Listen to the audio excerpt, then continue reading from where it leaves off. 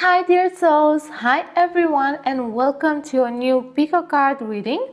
This is Celeste, and with this reading we are taking a look to see how to use your resources in time of crisis, how to find the best strategies and the best resources to use in times of crisis. We are going to see also what is the most beneficial focus in a time of crisis for you, and what do you need to protect or save or put to the side so you feel comfortable, and all sorts of other aspects about how to feel safe or how to survive in a time of crisis.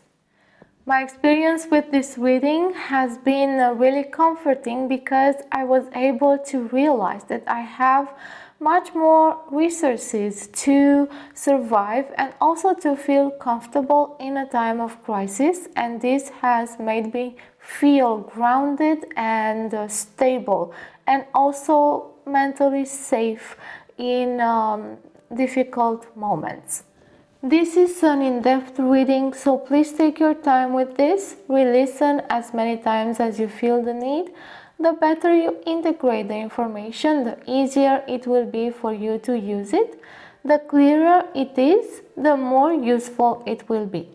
To get the best out of your reading and learn what's the key to clarity and how to work with the reading, then you can watch the videos in the playlist Get the Best Out of Your Readings, link in the description box. To remind yourself of the main points, listen to the video section named How to Work with a Reading. If you are new to Pico card readings, or if you would like to remember how Pico card readings work, then let me explain. This is an introduction, but if you desire to find out the key to clarity and how to make Pico card readings work for you, then I invite you to check out the video named The Key to Make Pico card readings work for you, link in the description box. This is a general reading with a personal touch because you get to choose between these 4 piles. I am reading for a group and for a dominant energy. If you are close to the dominant frequency, then most things will resonate. If you are not, then some things will resonate. You will need to pick and choose what works for you and let all other things go. Do not expect this to be like a personal reading, although sometimes it may feel this way. Try not to take things literally and to let the information sit with you for a while. The actual guidance will come from your divine self. Let the guidance arise from within. Remember that you have free will and that no reading can actually bind you. If uncomfortable feelings or judgments come to the surface, or you get triggered somehow, remember that this is a general reading, and I usually recommend that you let them go because they might not be about you. If they are intense and you still feel that they are about you, then this is an opportunity for you to work with them. By working with the uncomfortable issues, you grow and expand in consciousness. After you choose your pile, you can go into the description box and find the timestamps so that you can jump straight to your reading. You can choose 1 pile or more. Take into account that you may not find the appropriate reading for you from the first time. In this case, just try another pile. Sometimes you may not find the pile that speaks to you, and this means there may not be a message for you in this reading at this moment. Now let's discuss a bit how to get the best out of a reading. If you wish to go in depth with this topic, then you will find in the description box an entire playlist with videos about this subject, like for example how these readings work, what's the key to clarity, how to work with them and get all the benefits, how to choose a pile, and others. Each reading has the potential to help you, but your action will also be needed. By integrating and clearly understanding the message, you will help yourself by making the information work for you in a beneficial way. A general reading like this requires more attention and involvement from you than a personal reading.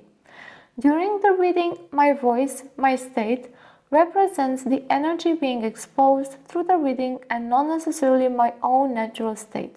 Sometimes my voice will express many vibrations all at once, and this may prove to be uncomfortable. Some readings may get you confused because of the liminal space I'm working from and the energy explored, and because many times the information may not be offered in a linear way. Some readings may trigger you or activate uncomfortable feelings and judgments. This is a general reading, so I invite you to focus only on what resonates and let everything else go. If you find that you cannot do this and they are intense, then remember that this is a great opportunity for you to notice these triggers, these feelings and judgments, and work with them to understand their message.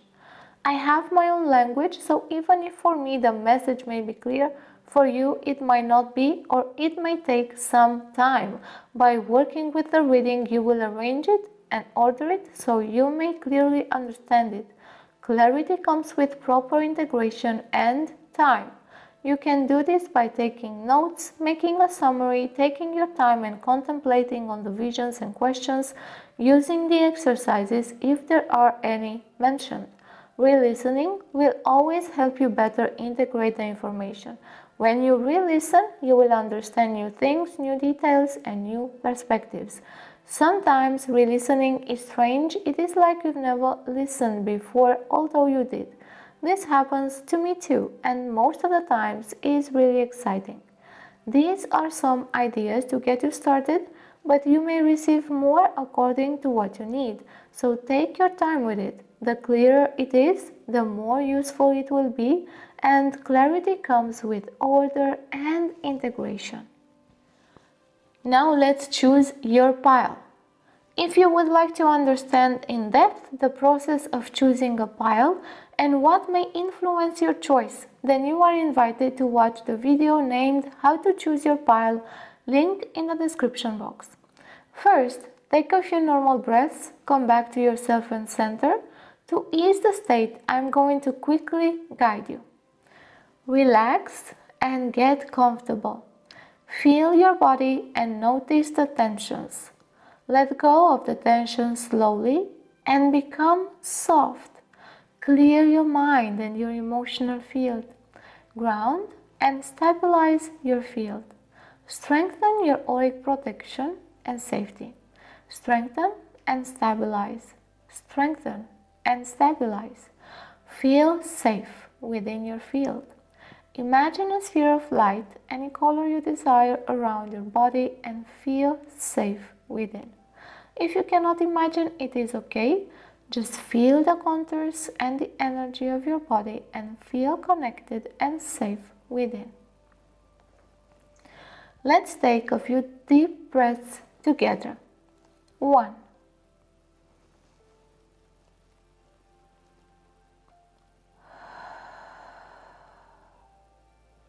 2.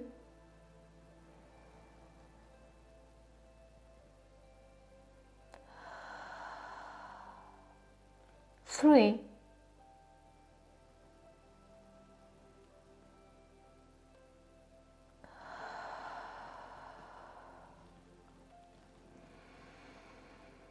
'Now open yourself to receive the reading in a way that is useful for you. Ask that you get clarity and that you hear what is meant for you. Now that we are ready, let's choose your pile. For pile number 1, we have this jasper.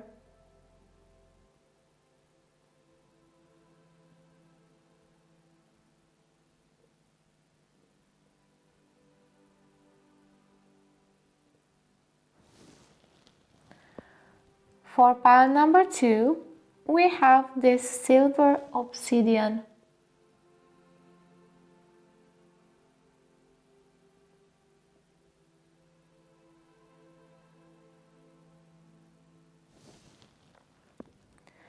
For pile number 3, we have this red tiger eye crystal.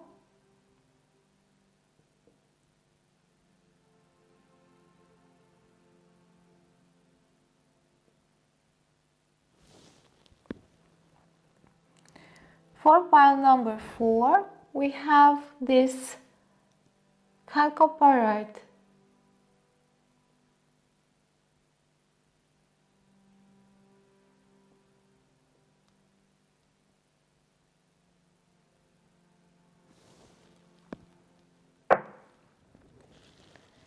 After you've seen up close all of the piles, let yourself be called towards the one or the ones you find most attractive. Go with the feeling and your intuition. By the way, some people may be drawn to choose with their eyes closed and just feel or receive the answer with their pile, and others may feel to look or even to analyze the crystals and also to look at other aspects. Just do your thing and trust yourself. You may be attracted to one pile or more. You may be attracted to none. Please take into account that you may not find the right pile for you from the first time. In this case, just try again, choose another pile. Sometimes you may find that none of the piles have messages that speak to you, and that's okay. In this case, there may not be a message for you in this reading at this time. Now take your time and choose your pile.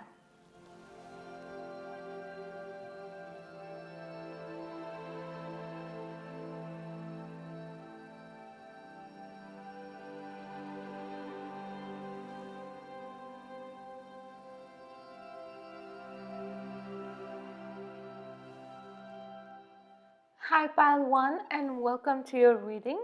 This reading will be about your resources in time of crisis and your strategies and what to do to keep yourself safe in a world crisis or any other type of major crisis.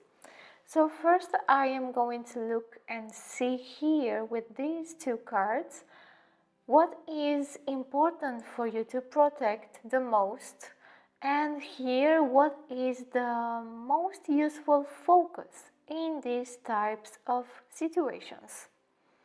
So this time I'm going to see first the visions that will be short visions, practical visions for this pile, mostly energetical readings, and then I will go straight to the cards because we have a few cards to look at in this reading.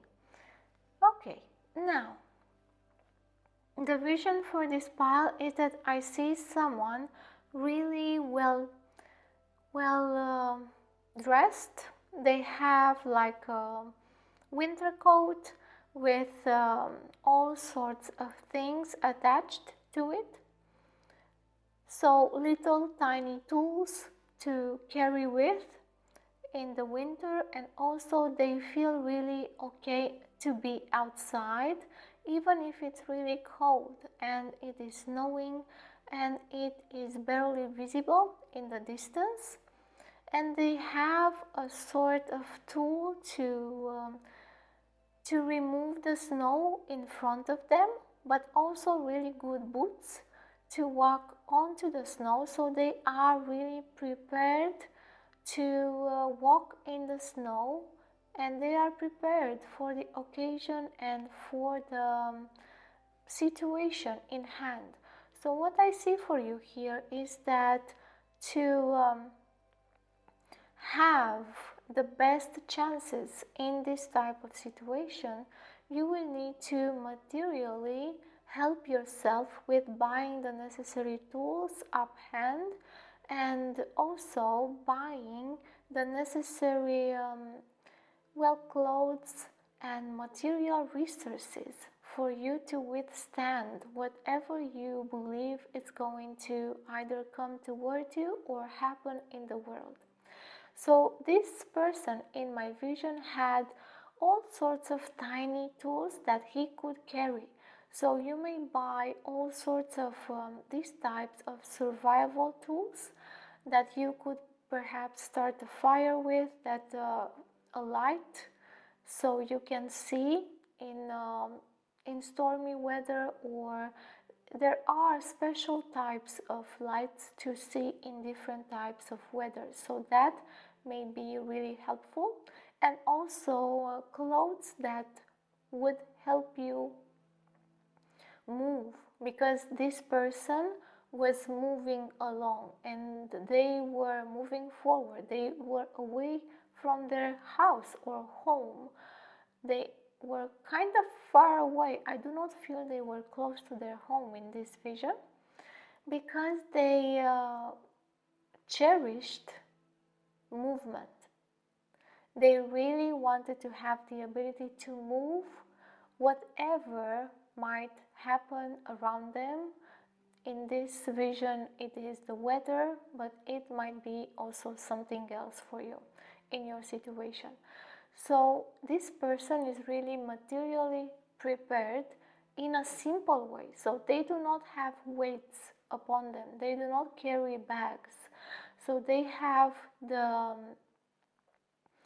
simplest tools that are the most needed and the most beneficial for that situation. They do not complicate themselves, they just carry whatever they punctually need. So you do not need to buy a lot of things, just those tools that you can carry with you, and they are of utmost necessity in whatever situation you might think you're going to find yourself in the future. And also they do not carry a lot of food, for example. I don't see them carrying food. I don't see them carrying another type of clothes, or even a cell phone. Why? Because they have the ability to orientate in the space. So this is another very useful ability that could be very practical for you in your situations, to be able to orientate, to know the place you are in, or to be able to explore without Google, without Apple Maps, or whatever other types of technological maps or applications of that sort. So this person is able to orientate without all of those things in their space. And they do not carry food because, again, they feel able to find their resources while walking. So they have this ability to find what they need on their way. That's really interesting as well. And you can also develop this ability, how to handle and where to find your food or necessary things in times of difficulty. Okay, now let's go to the cards here. And we have boundaries and review retrograde. So this here is your focus in time of difficulty or crisis. This focus is the most helpful for you in that situation. So boundaries here, that means that you know your limits. You know what you can do to help yourself, and you know what you cannot do. You know where you cannot apply control or force. You know where your power stops and when you need help. And also you know how to get away from difficult situations, dangerous things in your path. And to know the boundaries here also means to know your place, the location in which you live, and all that is available there. And also to be able to orientate and explore a new place and find all of those places that are useful for you, for resources and other things. Because boundaries also delimitate a space. So these boundaries means also protection. So the best that you know your boundaries and your limits, the more protected you will feel in these types of situations. Because when you know what you can do, then you can start doing it and you feel less insecure and less prone to fall into anxieties or other types of useless, fearful emotions and also instinctual actions that may not be of help in that situation. So this is what you need to focus upon, how you can understand your limits, what you can do, what you cannot do, how you can limit your interactions with people who are not important or useful in that situation, and how you can protect yourself and also the place you are in, know the place you are in, and know its resources and your resources as well. And here, retrograde review, this is important for you to protect and also to save or bring with. And for me, this is wisdom from the past and your skills and whatever talents or abilities you have, you need to start using them in this type of situation so you can start to protect yourself. And also things in your house that really represent something that connect you to who you are from your past, that also is worth protecting and saving. And whatever gives you comfort and keeps you straight, keeps you lucid, keeps you stable, that is also worth protecting and saving in this type of situation. So now we know these two aspects. I'm not sure, I will see where I will put them, because we need to look at these aspects right now. So this first is the location in which you are safe, your safe place. And we have the Eight of Cups for that.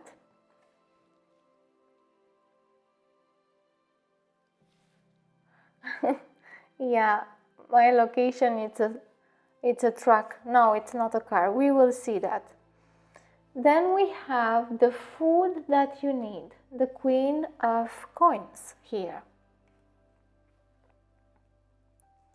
Then we have weapons, or it actually shows weapons here, weapons or strategies, things that will help you solve your issues in that type of situation.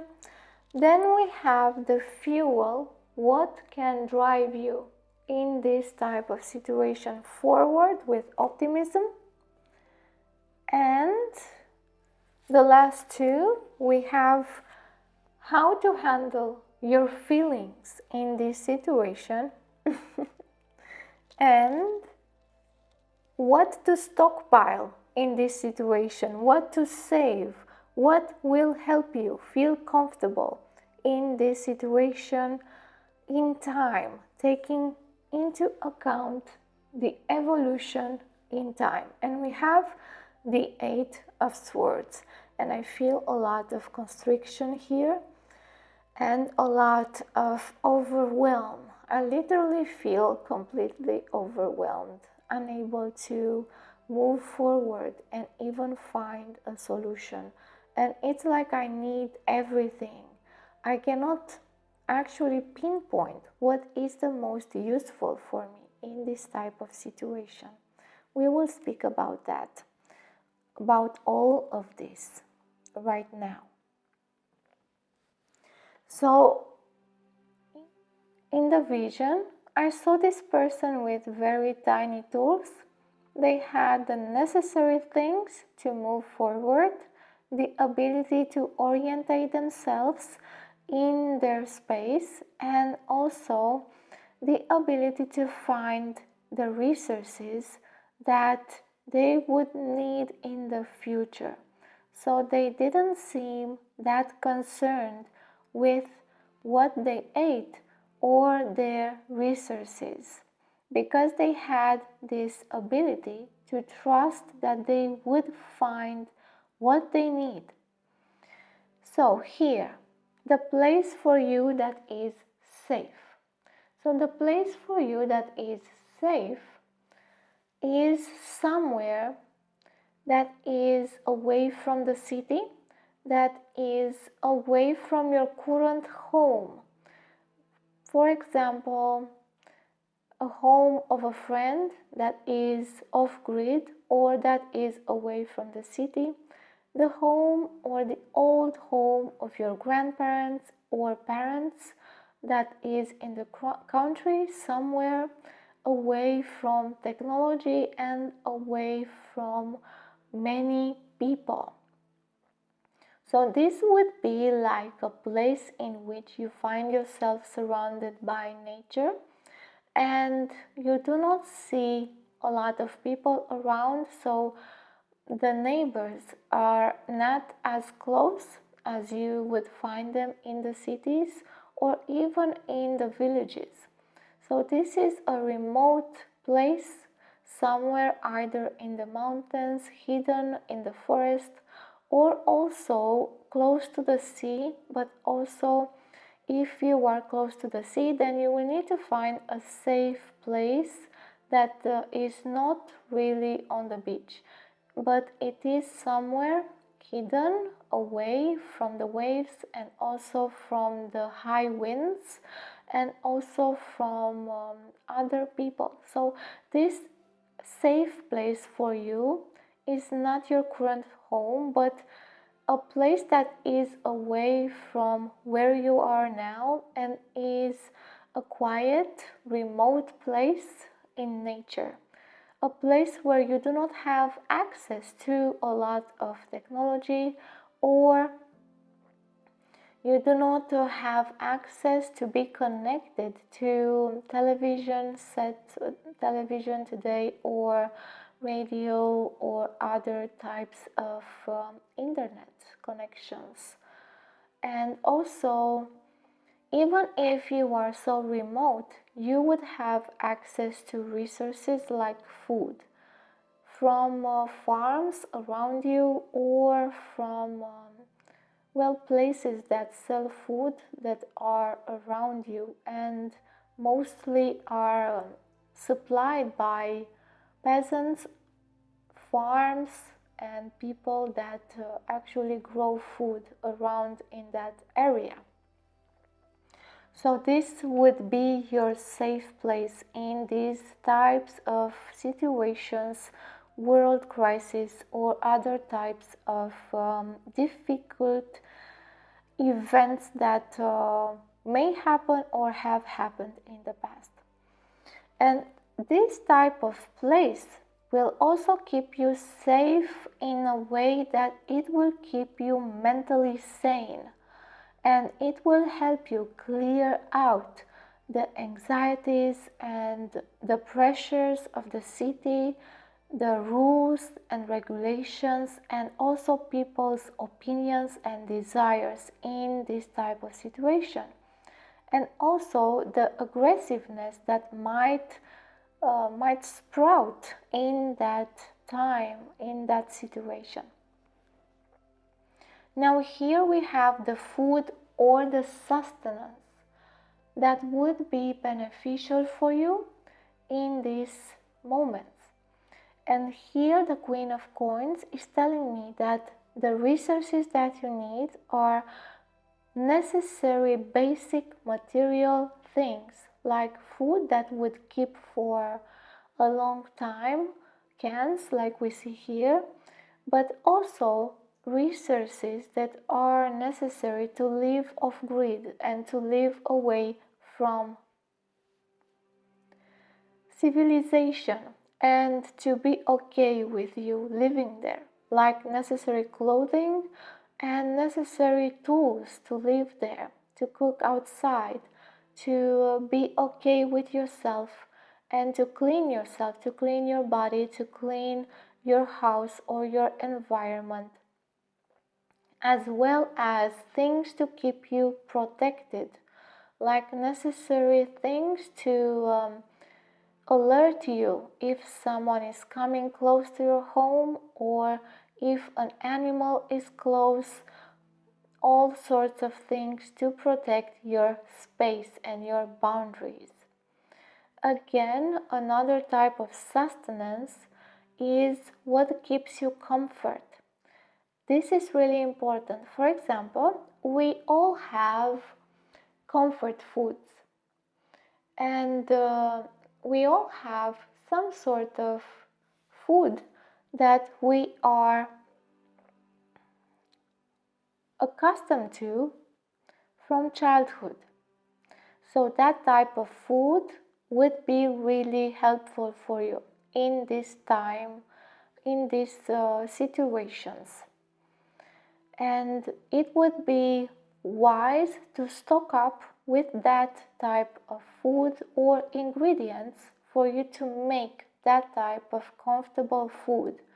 Because why is that important? Because our body needs to feel comforted and safe, and that type of food that you were accustomed to from really a young age as a child, that type of food comforts you and comforts your body and helps you keep still and helps you with anxiety and also with fear and all of those types of things. And this is why this type of nourishment is really important for you in this type of situation. Another type of nourishment is also what keeps you comforted, but in another way, like blankets, like type of clothing that you were also accustomed to in your home. Also, all sorts of objects, things that you are accustomed to.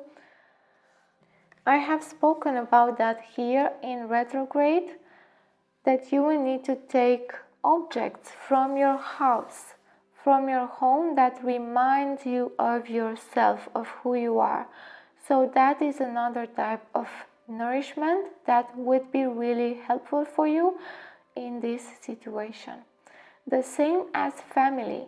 So you would need to go to this house with your family, children, all of you, because love and comfort in a family is very nourishing in this type of situation.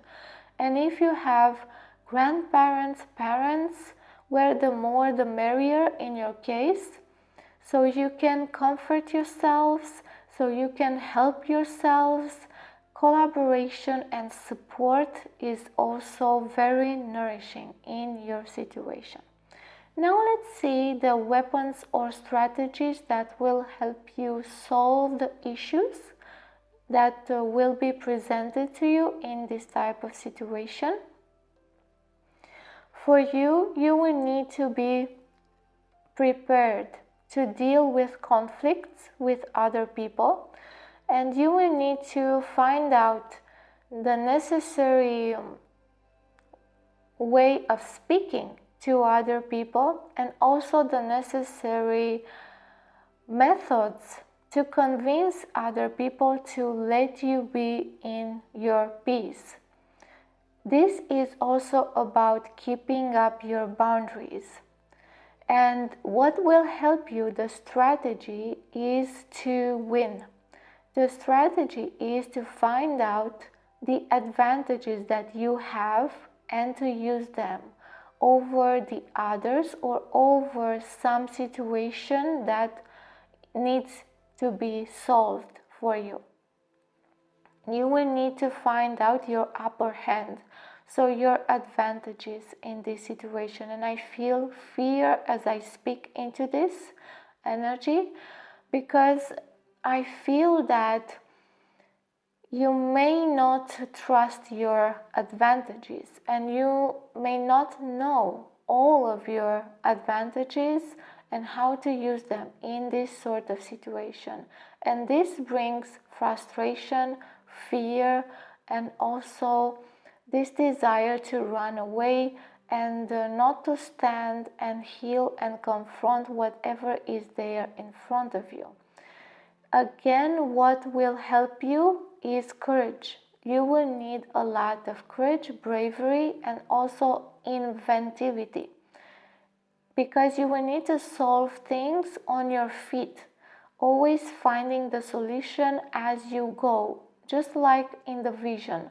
That person was finding the resources and also the solutions, was getting orientated as they went along on their path. And they were never feeling short or down. They kept their spirits up, they kept their courage, and also they were simple about things. Well, if something comes up, I will know what to do in the moment. They were trusting themselves really deeply that they will find a solution, and if they could not know or find the solution, they would do whatever they could in the moment, by their instincts, by whatever they prepared and they had in the moment, and they would need to be okay with that. So this is the strategy of go with the flow and see and invent the solution on the spot. Like, be really spontaneous with how you find the solution, and use all of the advantages that you have, and also use your instincts to smell like the situation or the people and how to respond. And your response needs to be quick. Your response needs to be swift and without much thinking, strategizing, without making a plan necessary in advance, without really thinking so much about it. You will need to be decisive and think on your feet again. That is your best strategy in this situation. After, of course, you go ahead into your safe place, and you stabilize yourself there, and you set up your boundaries, and then you will find what you need to use to give you the advantage over the situation. And here we have the fuel that will drive you to move forward.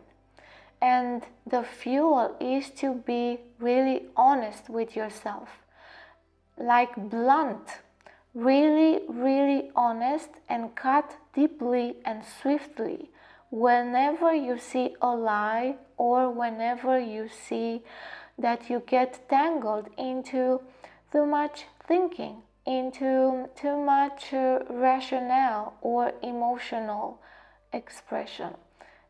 You need really to be swift and extremely honest, and really connected to whatever is real there, and not let your ego and your pride to tell you that you could do more than you can, because then you get in danger.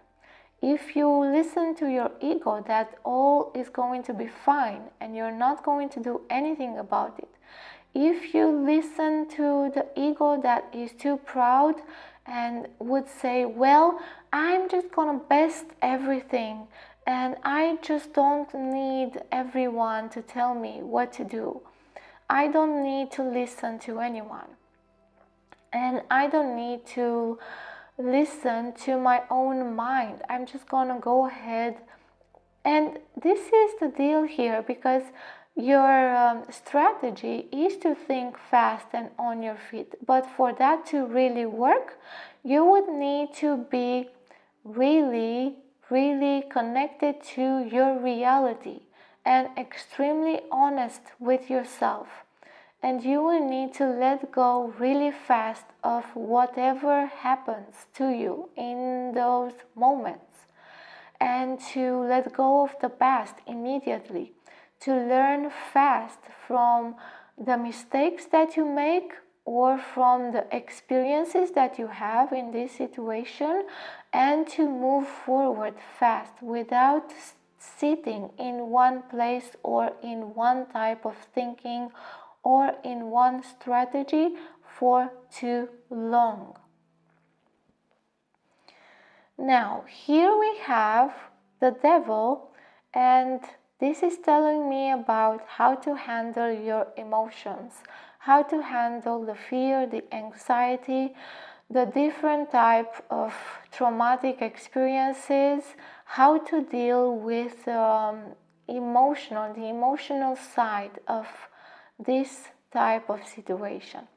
And we have here the devil, because this tells me that you need not let yourself be conducted by your lower and negative emotions, and to not let yourself be trapped by them so that you go into panic or freeze mode, or that you go into being so passive and submissive that you don't get to use your intelligence, and you do not think on your feet, and you do not use the honesty to see your situation and assess things properly, and you let yourself fall into being victimized or being really helpless.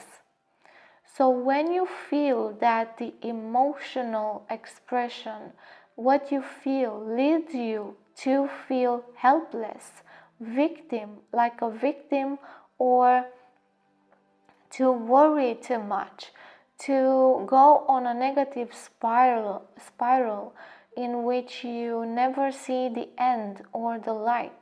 When you are in those types of situations, what you need is someone else to jolt you out of that.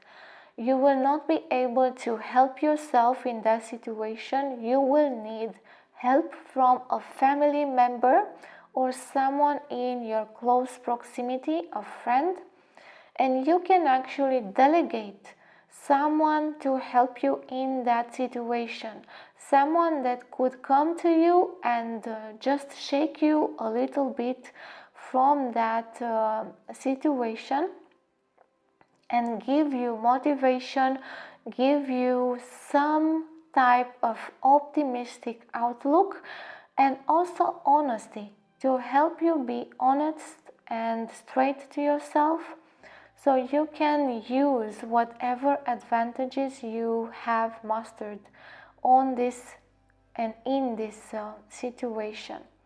So we see here that you need a support person or group to help you handle these feelings, because you might just go into a type of helplessness in which you will need them.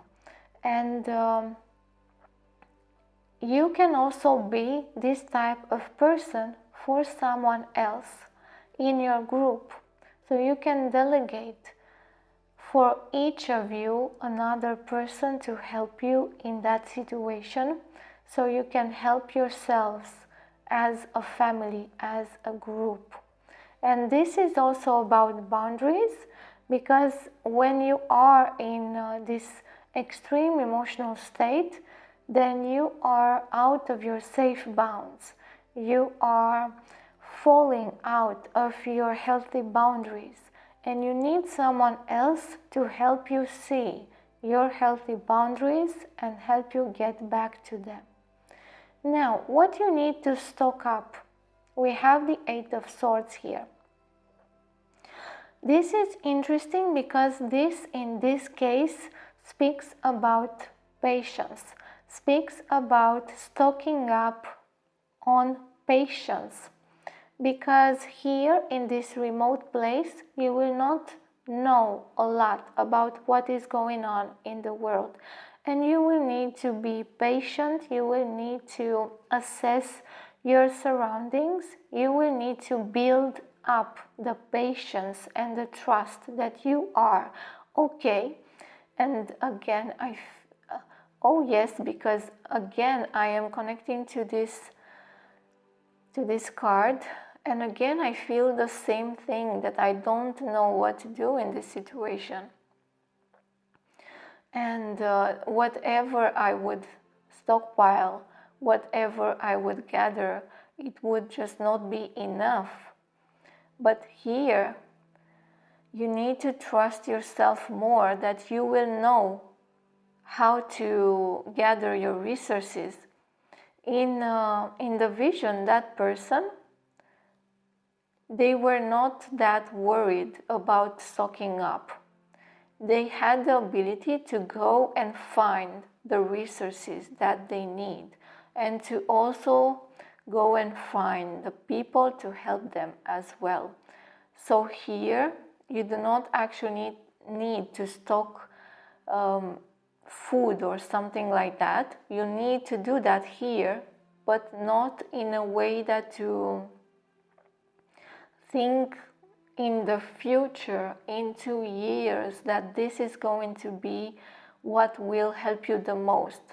What will help you the most is to stock up on patience, and also to stock up on trust, and on the ability for you to move forward, even if you do not know the path, even if you do not know what's in front of you. And also the ability to evade and to let go of constrictions, of doubt, of whatever is here entrapping you. And with the other people, you will be able to do this. And here is also stocking up on strategies, on information that you will need to survive, and also stocking up on the tools needed to keep your boundaries safe. Strategies, weapons that could protect you, not necessarily real weapons, but included in that there are also real weapons. And also this type of weapon that could help you in your survival in this type of place, for hunting, for example. And also strategies for survival that you could learn in a survival course. Yeah, strategies for survival, the necessary things and tools for survival. That is what you need to stock up. For example, lanterns, lights, food that can go on for years, and the necessary little things to make a fire, to keep yourself warm, necessary clothing, all those tiny little things. For example, solar batteries and all those types of tiny things that could help you, and also those things that do not take a lot of weight, and they are simple to carry and to move from one place to another if that is necessary. Okay, let's see the last 3 cards, and we have here cherished pet, receiving care, attention, and domestication, and then round and round, scatteredness, aimlessness, and repetition, and going off grid, unplugging, disappearing for a while. So we see again this house on the move. This is like a safe place for you, and also a safe way to always move if you need to. Because this house in the woods, it doesn't have to be your own. It can be rented, and you can also move from one place to the other if the need arises. You can also consider going into another region or another country if that is more supportive of your lifestyle. Of course, this would mean that the situation would be really, really difficult. And this cherished pet is telling me that you need to give yourself care and attention and to build a safe place even if it's on the move. That place that is here needs to feel like home, needs to have and receive the care and attention to make yourself comfortable. Round and round, this tells me that you will need to set up some necessary rituals or behaviors so you can feel safe and protected in that place or in the place that you are, that you will need to rely on these types of rituals to help you move along and and be healthy mentally, emotionally. Setting up rituals to, for example, support your emotional state, your mental lucidity, to support gathering up whatever you need as resources.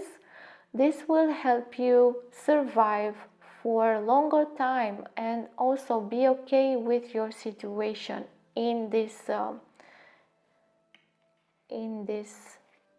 well, I'm not sure what I wanted to say, in this situation. Yeah. And yes, there are a lot of things to be scared about in these types of situations. But if you prepare yourself in this way, then all of those fears will be diminished and will be supported by much more trust in yourself and also in your ability to find resources and to orientate in your own space, in the space you are in. Because that orientation, that ability to orientate and find resources is really one that is important for you in this type of situations. And for that, you will need to explore the space you are in, find out the necessary resources and how to get them, how to access them in a safe way, and also find out all of the necessary tools for you to use those resources in a beneficial way. So this has been the reading for you. I hope you receive it with an open heart and an open mind. And may this be helpful for you and useful in the long run. If you would like to support my channel, then the easiest way is to like, share, subscribe and comment. I thank you for doing all of that because it helps my channel grow and expand and it supports my work. If you would like to connect in other ways, you will find link in the description box, other channels, as well as another way to support me and my work. And you will also find my website with all of the things I offer there, articles, and the shop with all of the readings there. Until next time, I wish you all of the best wherever you are, night and day. May you have a wonderful time.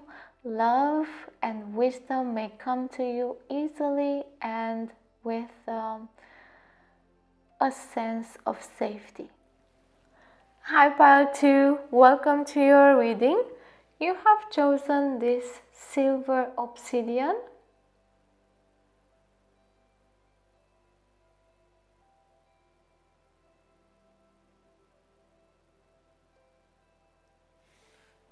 Now, in this reading, we are going to take a look and see what resources you can find and use, and how to use them in a time of crisis, and what will help you the most in these types of situations. First, we are going to go and see if we have visions for this pile, and then listen to the cards and their messages. The visions for this pile will be, for this reading, will be simple and practical, so we can get an outlook over the situation. So let's go and see. And I am seeing someone with a pitcher, and they are taking water from a basin, from a really big cauldron, and they are watering something, the ground. They are watering the ground, but the ground is full of weeds, and they are continuously watering the ground beneath their feet as well, and they are really happy about it. And they go on even dancing a little bit on this piece of earth, of land, and they are just having a good time or laugh, using the water to water the earth, but also their own feet. And this is telling me that you are able to make the best out of a really tricky situation, that you can laugh even in this type of situations, and that you can let go of your feelings and release the feelings, that you have maybe a better grip on how to handle feelings in this type of situations. But sometimes you may exaggerate, trying to fix the negative feelings with laughter and with positivity, and this will also get you down in a sort of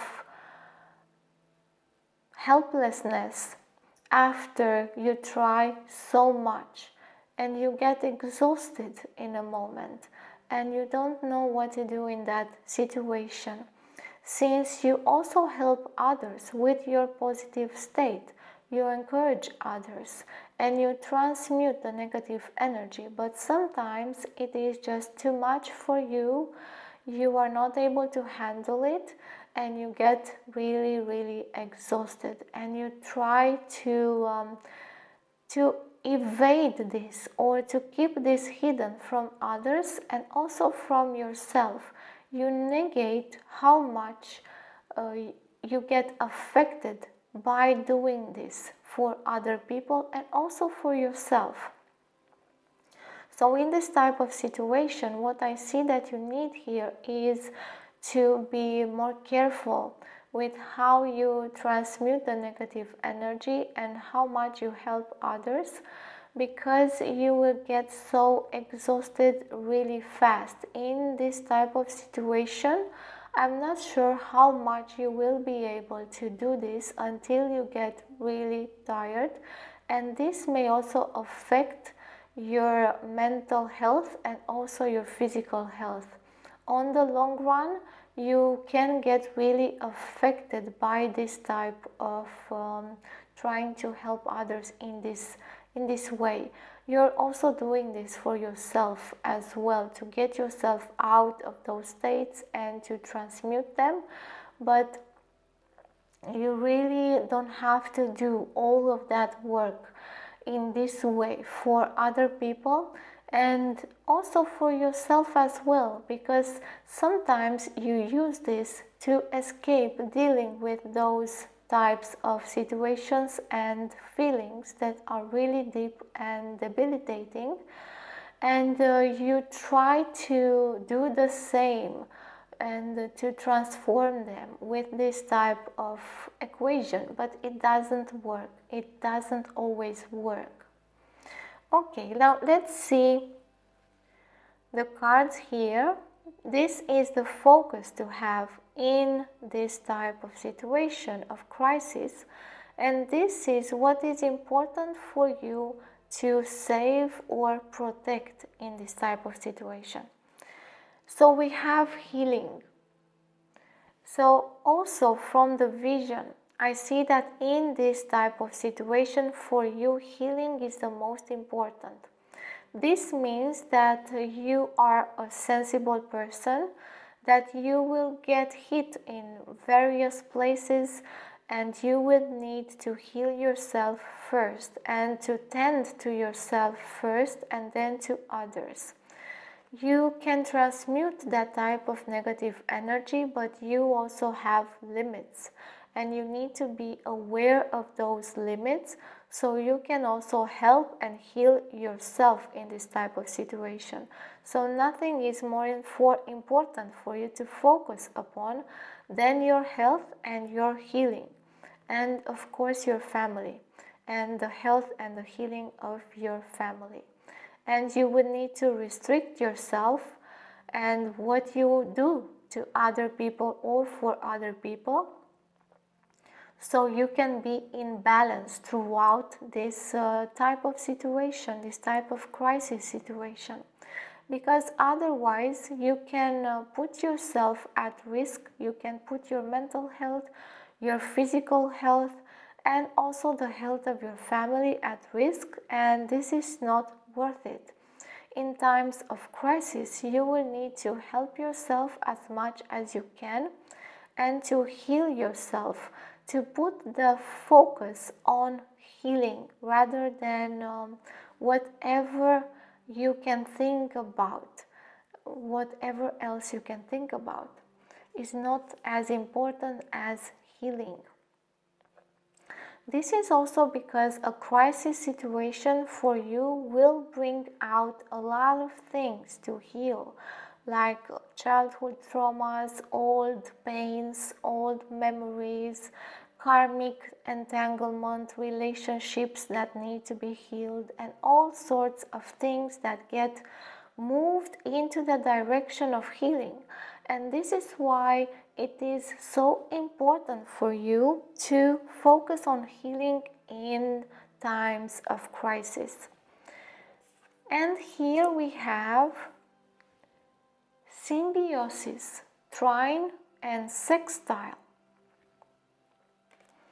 Now, what is important for you to save or protect in times of crisis is the relationships you have with the closest people in your life and your family. This is the most important for you to protect and save, because this seems to be the most hit in times of crisis for you. Crisis for you brings out all of the things that are unsolved in the people around you and in yourself, and this may put relationships to strain, may cause conflicts, and this is why keeping the connection strong, especially those that mean a lot to you, is really important here to protect. So throughout the crisis, you will need to adjust how you speak, how you behave, and also adjust your healing and what you're doing, how you interact with other people. So not only that you keep the peace, but you heal your relationships and you strengthen your relationships in these types of situations. Now let's go to these cards here and we will see a lot more. For example, we will see your safe place. Where is your safe place? And we have the Ace of Cups. This represents the safest place for you to be in times of crisis. And then we have the Knight of Cups, and this represents the most important food for you in times of crisis. Then we have the Four of Cups, which represents the weapons or strategies to keep you safe or to find solutions. Then we have the fuel to keep you going, and we have the Lovers.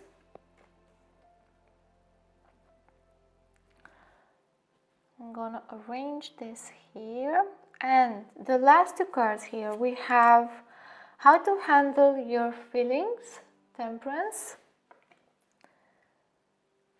and what you need to stockpile in times of crisis, and we have the Three of Wands. And I'm going to add these cards here as well.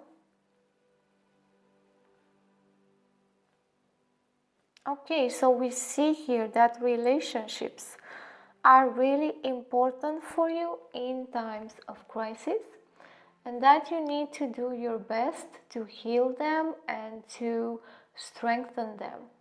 Your safe place is is wherever your heart goes. So that means that your safe place is where your loved ones are. It doesn't actually need to be a certain type of home or a physical place.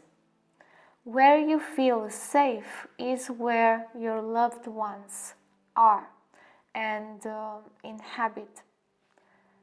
And I feel myself lost here because I am jittery and I feel that I need to behave and I need to do my best and I need to conform and I need to do all sorts of things to keep the pace and also the peace, to keep with other people, to keep up with other people, and I'm getting really entangled in emotions here because emotions for you run high, really high.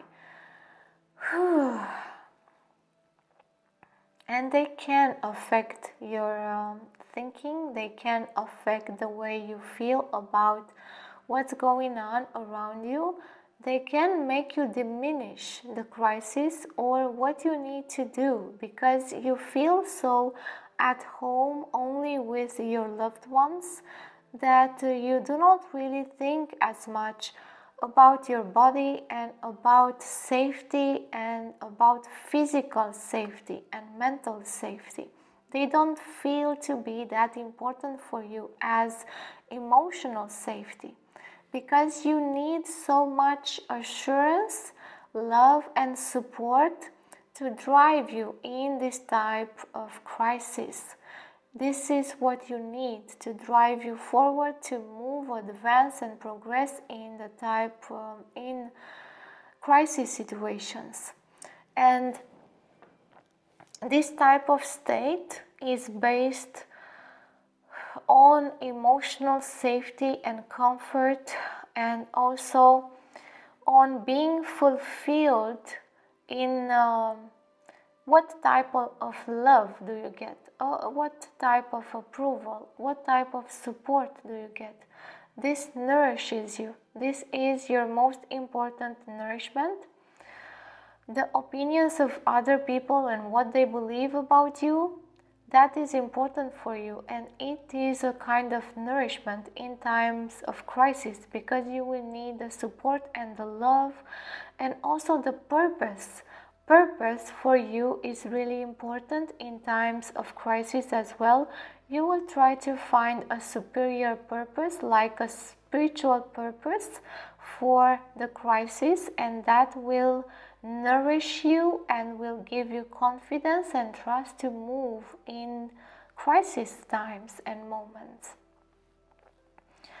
Nourishment for you as well is water, drinks, juices, soups, all sorts of fluids that can help you nourish your body and also your emotional self, and also those types of foods that keep you emotionally satisfied. Those types of foods that will help you feel comforted and also those types of food that bring you love or that are given to you by other people. You will need nourishment from other people in a crisis. That is extremely important for you to give you power, to give you strength and support. And you will also need to feel needed. To feel needed. That is also a nourishment for you, and to be useful in that moment for the other people. So for you, relationships are extremely important in times of crisis, but also healing and symbiosis. The symbiosis that you make with other people, the interactions that you have with other people will sustain you through a time of crisis. There are people who thrive in a time of crisis because they have the right people by their side. A crisis can strengthen those emotions and those relationships and can get love to come up to the surface in such a way that those types of persons will feel extremely satisfied and even happy in times of crisis. So you are that type of person that can also be enhanced, and you can feel more love in a time of crisis than other people might. So people around you, a support group, will nourish you, but also looking for a spiritual purpose and working on healing your past and also on moving forward to a higher purpose. A higher purpose will nourish you in these times. Okay, now let's go here and see what is this. This is strategies that will help you in these types of situations. And the strategies for you is to lay low. To lay low, to avoid, to escape, to feel as much happiness as you can and emotional stability, and to be okay with yourself.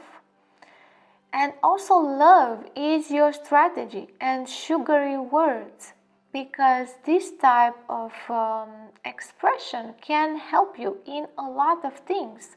Being kind to other people also is one of your strategies, because it can get you access to needed resources or to safety in times of crisis. So all sorts of strategies that have to do with you being emotionally satisfied, and also strategies that are diplomatic, that are passive, so you don't have to do a lot of things. You mainly speak to other people and ask for help, and also believe.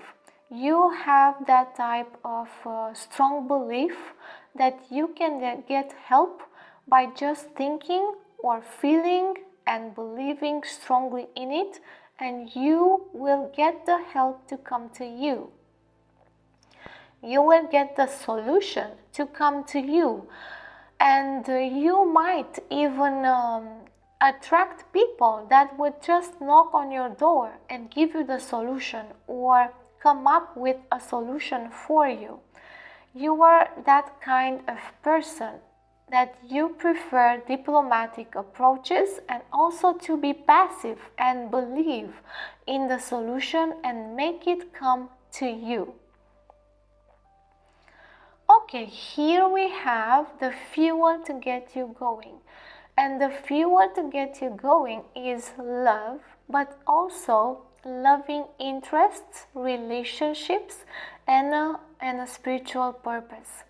That will get you going the most, and also to make beneficial actions towards your spiritual purpose, and to get yourself away from temptations to choose the path that is walked upon already, that is trodden, that is clear, to choose the path that you know that is comforting for you, that brings you a state of safety and security and clarity, and to choose that path with the help of people and networking. So networking and people will get you going in a time of crisis and will help you a lot.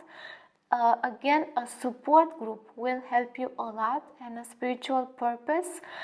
A spiritual purpose to also have like a purpose in your group to help the people around you, or to help a group of people that is like you, like-minded people. How to handle your emotions? Well, with carefulness, with healing. This is how you handle your emotions, by constantly healing yourself and healing others. But you will need to be careful in how you do this. You will need to put restraint, you will need to put healthy boundaries, and also employ good methods and rituals to stabilize yourself in your healing process. You will need to really know what you're doing. And this is like knowing the technological aspects of a process. So you will need to work on your feelings and on your healing with methods that are really clear, simple, and that really work. So you will need to find these methods, so in times of crisis you're really prepared. Your preparation includes finding how to heal physically, so to have the necessary tools and the necessary herbs or whatever you need, medications, close at hand, so it will be easy for you to have this assurance that you can go there and find whatever you need for your help. And also the people, the healers, the guides, the necessary people around you that can help you. So you need to know the methods here to employ to help you in healing and also in dealing with your emotions. Because you are such a sensitive person, you need all of these things to be clear to you, because in crisis mode you will not have the necessary time or the accuracy, the precision, and also the state of mind and the state of emotions that you need to do that kind of learning and work to find the necessary methodology and healing methods to help you. So this type of work will need to be advanced. I get lost in emotions here, because you also may get lost in them. This is why you need to prepare these methods, so you will have them at hand. So immediately as a crisis hits you, you will know what to do. You will need to have this safety, because otherwise your emotions might just get the best of you. You will try to transmute them, just like you are trying here to transmute them. But if there are too much, you will get overwhelmed, just like I am right now, connecting with this energy. You will get so overwhelmed that you will rely on whatever you knew before. So this is why you will get kind of stuck in behaviors that are already there in your habit. So you will need to learn and make a habit of these healing methods, so you will know and use them in a crisis mode.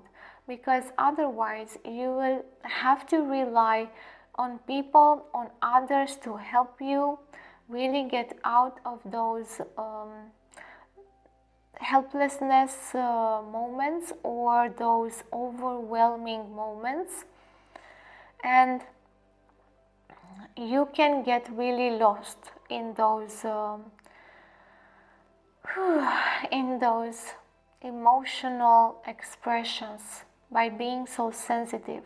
So you need to protect yourself by knowing how to handle those types of situations. And you might think, but I handle myself pretty well right now. Yes, but the crisis situations will put so much weight on you, will require that you have another set of skills that is really based on results in time, but also healing methods that can help you in various ways, not just one way. And you will need to also deal with exhaustion and to put healthy boundaries so you don't deplete yourself and your energy, because you are so giving, so optimistic, so desiring to help others, to connect and be so open to everyone. And when in times of crisis, people get in really deep states of anxiety and all sorts of fears. And if you are open, you just attract all of them to you. You cannot handle so much, really. You need another set of skills so you get protected in these types of situations. And here we see in the Three of Wands what you need to stockpile, to gather for the road, so you can feel in comfort, so you can have comfort in times of crisis. And what you need to gather or stockpile is ideas, and also courage and confidence, and tools to move forward with optimism and a positive outlook on life. You will need to have prepared out hand. You will need to have prepared before this, like a bigger vision, like a bigger plan, and when crisis hits, you just implement it. So you will need to stockpile on a plan of contingency, a contingency plan, a plan that you would immediately apply when crisis hits you, and you will know what to do. So you need to know what to do before crisis time, before that situation comes into your life. You will need to prepare the ideas and a plan. It doesn't need to be detailed, it just needs to be an overall plan of what to do, so you can have initial guidance, because you can get immediately overwhelmed. And if you have initial guidance, then you will feel safer to go into that situation, and you will feel also more confident to handle the situation at hand. You will also need to know what to do in a time of crisis to keep you going and to keep your vibration high, or to help you. And also how to keep the fun or the optimism. You need strategies and ideas on how to do that. Not really specific, but at least you need to have an idea about them. What you need to stockpile is also things for the road. Things that will permit you to travel fast, necessary things like travel items and survival travel items. So you can get going fast from one place to another if you will have the need to do that. And also some money resources or valuables put to the side. Not much, but you will need an initial investment, so it will support you for a while. You don't need to put this like a tons of money somewhere safe, but you will need to have kind of valuables, not necessarily money. They can be jewelry, they can be gold things, they can be something else that is valuable, so you can trade them, or you can just pawn them and take the money in that time of need. Yeah, valuables like objects that are valuable. And also you will need to stockpile on things that can help you move, so either fuel or energies in some sort of way, like solar panels or solar batteries, or something that will keep you going, that will handle this necessity to move if it arrives in your way, because it might. You may feel to move in those types of situations, so you can be protected, or so you can search and find what you need, like nourishment, because I don't see you stockpiling on food or on all sorts of things. You will get them by moving around and finding them, or by going to people and with the help of people finding them or bringing them to you. So you will need to support movement in that way. Okay, let's see the last 3 cards. And of course we have alliances, partnership, agreement and support, put a spell on you, charm, seduction, being won over, and purity, virtue, goodness, a pillar of society. So as I have described, you are this type of helping hand, a helping hand for other people, a pillar of society. You have virtue and goodness to help others, and this is actually one of your strategies to get resources or access to the things that you need in times of crisis. But you need to keep your purity about this, not to handle too much, and not to manipulate people in a way that is harmful to you or to them. So you will need to keep your purity and your virtue, and to cultivate this in times of crisis. And you will do so by handling your emotions, by having these healing methods at hand, so you do not get overwhelmed and you start manipulating others or drawing strings on other people, pushing them or pressuring them to help you in some way. Then we have alliances, because people support, partnerships are of great help to you in times of crisis. And this one, really strange, right? We see this magician here trying to conjure something up, putting a spell on something, because you are that type of person that can also conjure up things, like I've mentioned here in your strategies. You can bring things to yourself by just believing in them, by being charming and seductive as well. This is also part of your strategies. By being good, by being beautiful, charming, seductive, you can win people over. This is part of your strategy to survive and also to thrive in situations of crisis. And you are really good at doing that. But you need to maintain your virtue and your purity.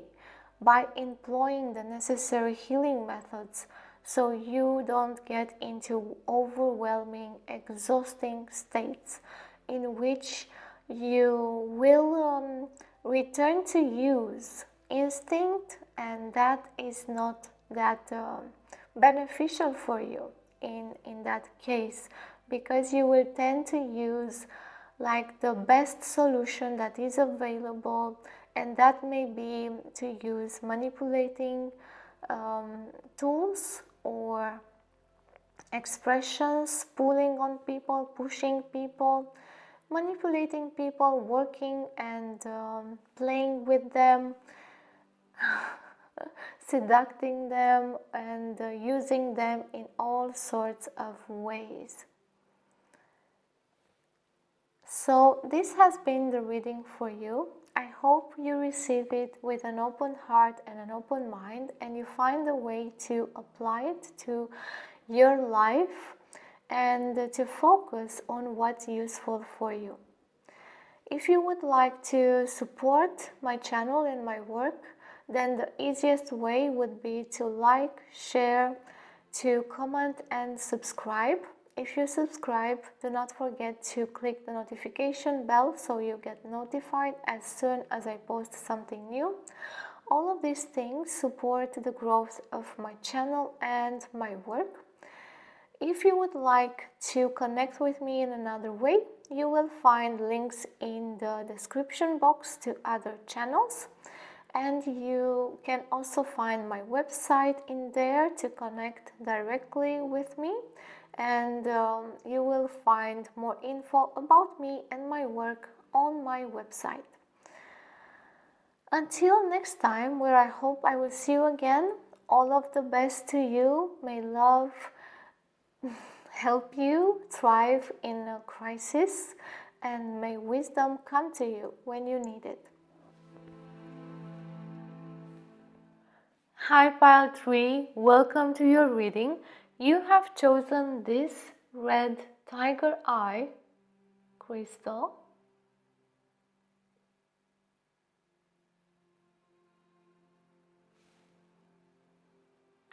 With this reading, we are going to explore to see how you can best help yourself in times of crisis.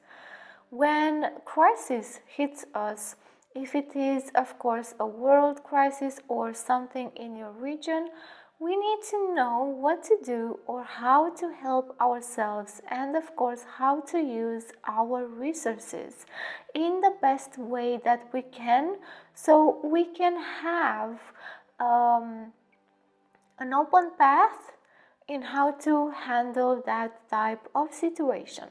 So in this reading, I'm going to take a look to see multiple aspects of this issue, so you can get a grip on this type of situations and help yourself in a beneficial way, of course.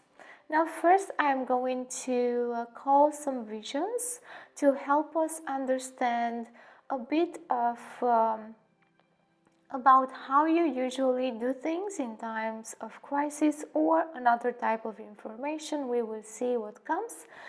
And after that, I will take a look at the cards and listen to their messages. So let's go first and listen to the vision that I have for this pile. So what I see for you is someone walking on a dirt road collecting rocks. Tiny, just little tiny rocks like this crystal. And they are gathering all sorts of rocks. Some they are picking up and just throwing them away again. They are choosing them, not that carefully, but they are choosing the rocks, and then they are putting these little tiny stones in a bag. And they don't look very satisfied. They are disappointed, especially when they pick up a certain stone and they don't like it, and they throw it again into the dirt, and they throw it again with fury. They are furious about the fact that they cannot find what they need. And they are alone on this path, and it is a rather large road, and there is nobody walking, or I can see no cars or other means of transportation. And it is a dirt road, so it is full of tiny little rocks and stones.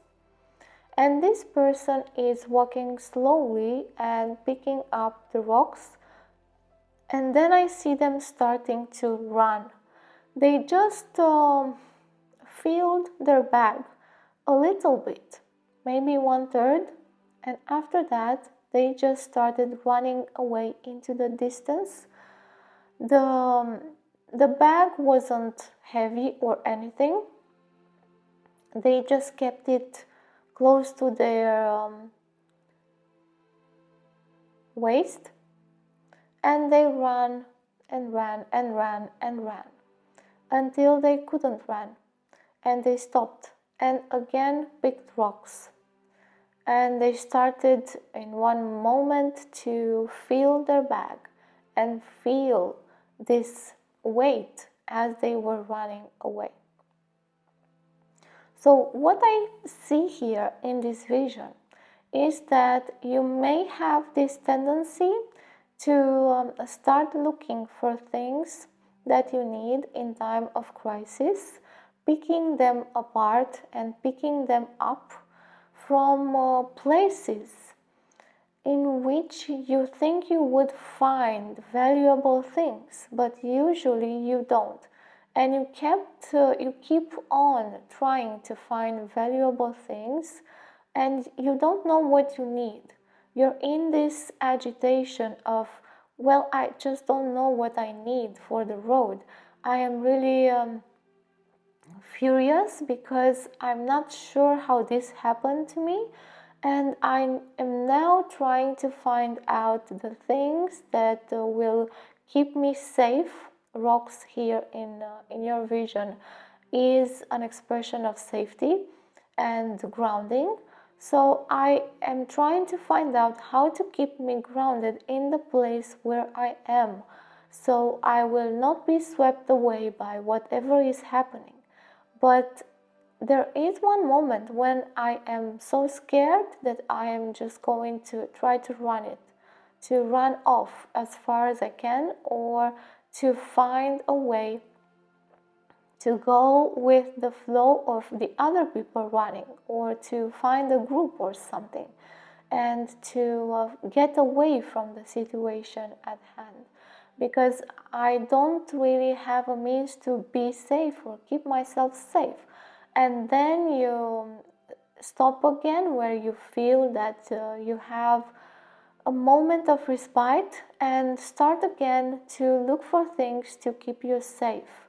But after a while you find many things that are not actually keeping you safe, but that they become a weight that brings you down, that stops you, that just keeps you in keeps you stuck instead of helping you move, or in helping you in some way. These things, they become a burden instead of something helpful, and they keep on piling up because your insecurities keep on piling up as well. And this desire to be safe is also constricting you somehow to look for things, rules, regulations, and all sorts of tools to satisfy the need for grounding and safety in the place that you are. Okay, so now that we know this, let's go ahead and see the cards here. And here we have the focus that is most beneficial for you in times of crisis.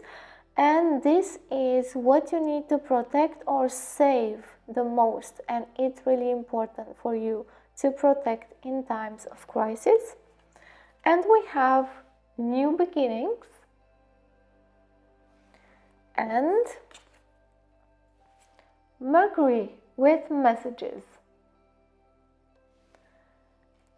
So the focus in times of crisis for you is to focus on what is starting in your life and not on what is ending.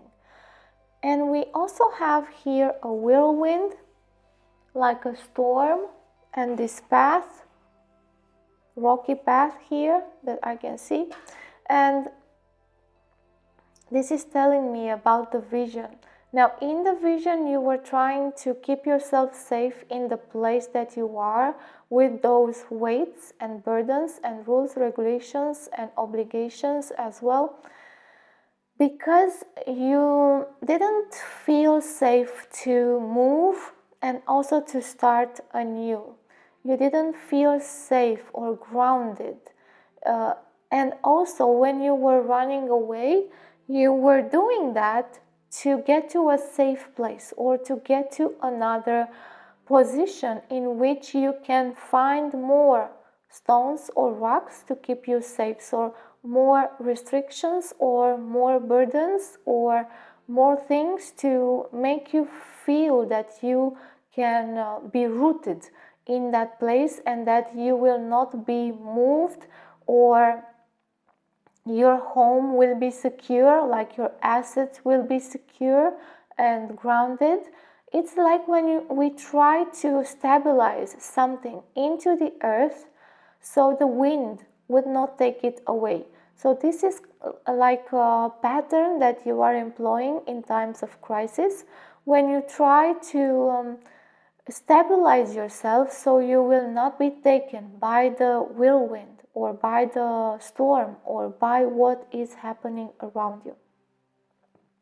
And that is not an issue. Your desire is not an issue here, but how you implement that desire is not exactly helpful, because you try to stabilize yourself by putting on weights or obligations to keep you down, fixed to the ground, and to constrict yourself and obligate yourself in some way so you can feel safe. But you were running away to find all of those things, running away from confronting what's happening as well. And sometimes that is wise and really useful, and sometimes is not. So you will need to tackle there to see when that is useful, when is not. Also, finding things to keep you grounded, that is useful, but when you exaggerate with it, then you get to put on too much weight on yourself. This is why here the focus for you is new beginnings, because the most important thing in those crisis moments is for you to have the courage to see forward and not backwards, the courage to move forward and not run away, and the courage to change fast if that is what is needed for you to do, and to move from the things that were keeping you safe to some new types of safety, to some new things in the future that could help you. So here we have your focus. It's better to focus on what you are doing in the present and what is starting to be handed to you, like a challenge, for example. In times of crisis, we may receive many challenges. Many things may end and many other things will begin. So when you focus on the new beginnings, you will have more courage and also optimism to look forward to than just look and see at all of the things that are crumbling around you, all of the things that you're losing, all of the things that are changing. This is the thing that will actually give you some stability in times of crisis. Because again, when you focus on what is coming in that is beneficial, that is optimistic for you, then you will have more stability to move forward into the future than if you are just looking at all of the things that get destroyed. Okay, so here we have what is worth saving or protecting in times of crisis. So for you here, the most important thing to protect is how you speak to others, your messages, your conversations, what you imply, how you judge, your opinions. Because if you get too scared, you may just speak the wrong things. You may also imply and judge people in the wrong ways. You may suppose and assume so many things that are not true, and all of the messages may get mixed up in your head and may become detrimental influences along the way. So this is why in times of crisis, in the information that comes towards you and what you express is really important and worth protecting. This is why you need to choose who to speak to, what to speak to, what to speak, how and why, and also to let go of too much judgment of other people's opinions or whatever the other people are doing, to take good care of the sources of information that you listen to take good care of your mental field and what comes towards you, because you may get into a mental spiral of doom. That is actually a thing when you get too rational to be helpful to yourself. When we get too rational, we may get into this type of a box where we desire to close ourselves off from the world and also to other people, because we fear too much. We have too many reasons to be fearful, and if we get to be too rational about this, then we will find other reasons to feel fear for, and other reasons to have anxiety for, and to practically constrict ourselves or panic, enter into panic or other type of things. This is why also new beginnings, keeping your head up and in the direction of the future, one step at a time, with good positive messages that you need to keep about yourself and your path. This will help you on the way. Also, how you connect to other people. What types of people you bring into your circle in times of crisis, and what types of people you do not bring into your circle in times of crisis. Those are important too, because you will need to deal with their opinions, their judgments, their assumptions, their fear as well. And your mental field can become so polluted and so influenced by the opinions of other people that you cannot distinguish what is important or good for you and what decision to take that is beneficial. So protecting your information also protects the decisions that you will be able to make in times of crisis. Another thing that is worth protecting is the information that makes you you. So you need, in times of crisis, to remember who you are. What are your values? What is the thing that makes you move on in life in a harmonious way with optimism? What is that center inside of you that helps you decide? All of the things that make you you help you be okay in times of crisis, and also help you discern and help you filter out the information that you need or you don't need, so you can make beneficial decisions in your life. So this you need to hold on to. You need to hold on to those concepts that you know that are true for you and that are valuable to you. Okay, let's see the other aspects that we have here. And we have your safe place. So what is your safe space or place where exactly you will feel safe? And we have judgment. And then we have the food or the nourishment that you will need in times of crisis.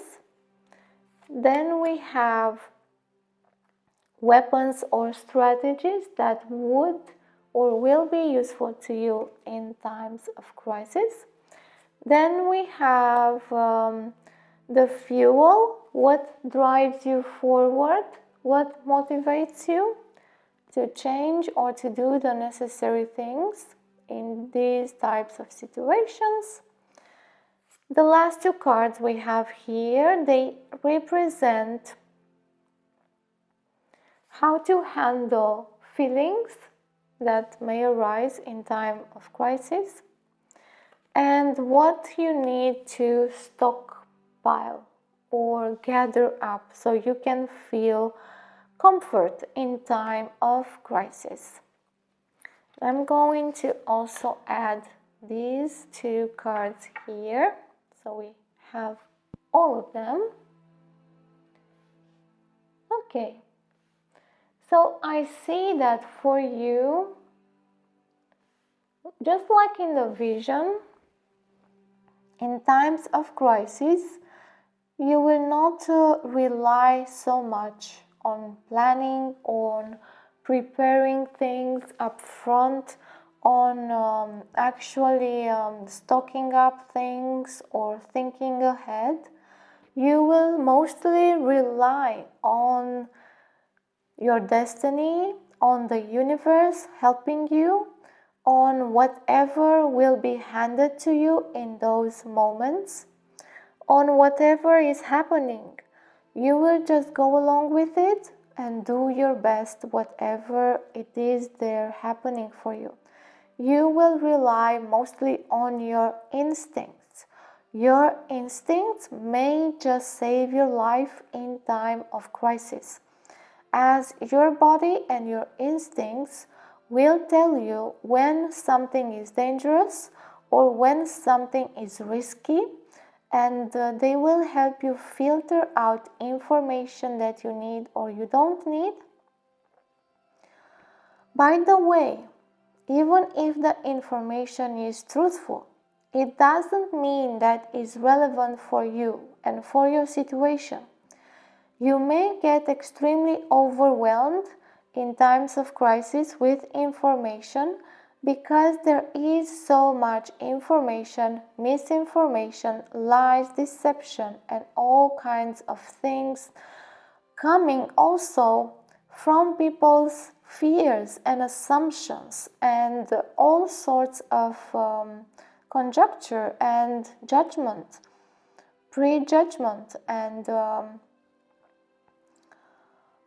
prejudice and all sorts of things that are not useful, even if the information is truthful. It doesn't actually mean that is relevant for you. So keep that in mind, that you don't actually need to know a lot of information in time of crisis to help yourself. You just need the relevant information for you to keep yourself and your family safe.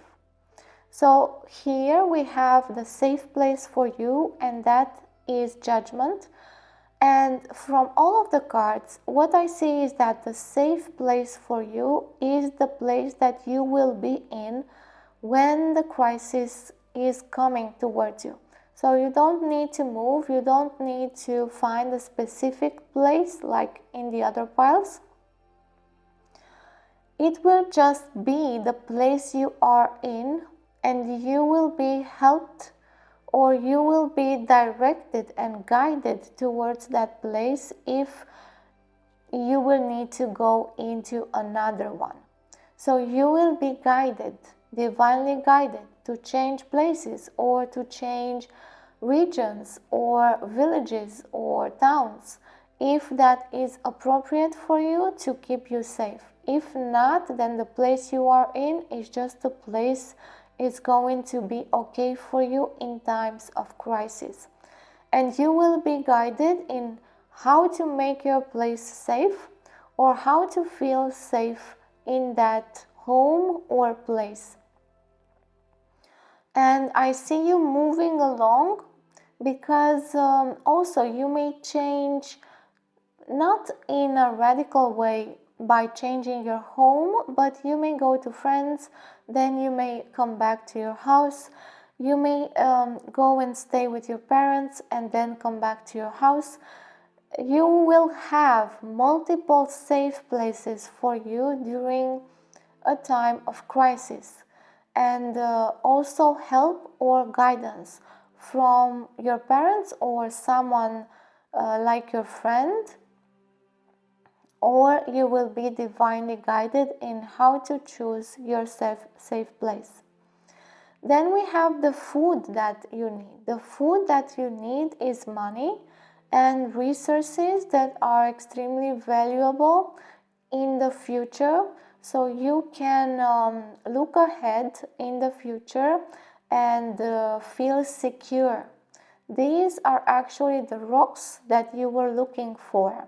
So the food for you needs to be financial, and also like resources that will be needed. And for this, you will need to think a little bit ahead, but not necessarily ahead of the crisis, because you can think about this just as the crisis is happening. For example, what money do I have now? How can I best use that to help myself? How much do I put aside? How much do I use now? How to ration? Rationing will be really important for you, so you can have access to resources on the long run. And another type of sustenance for you is luck and change. This means that you can get just lucky, that you can have things coming to you or being brought to you. Oh, yes. And you can ask for favors from people who have asked favors from you in the past. So you can kind of go ahead and ask for debt to be paid back to you, either money or valuables or help in any kind. So in that time of crisis, you can go ahead and use the favors from other people, and also try to ration whatever resources that you have available, so it will keep like a long time.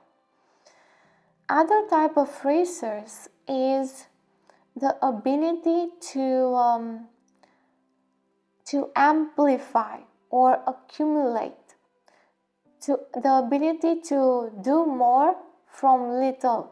So for example, you have just a tiny bit of money. If you think about it in an intelligent way, then you will find a way to use that money to bring yourself the necessary resources or access that you need in time of crisis. So you will need to have a good money and resources management, so you know how to get more out of it. So you know how to invest or how to spend your resources and your money, to be really witty about this, so you can get more back. Okay, so here we have the weapons or strategies to use. For you, the weapons and strategies that will be most effective is to let go of everything. As we saw in the vision, you were running away to find stability. And here in the tower, this person is actually doing the same, running away to find new stability.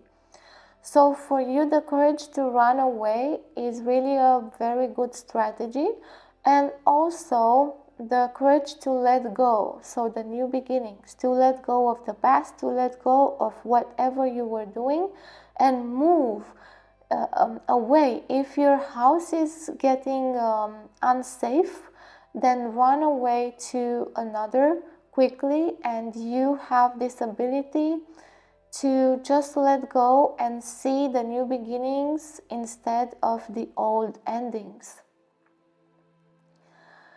Again, another strategy is to know the risks that you will be facing in the different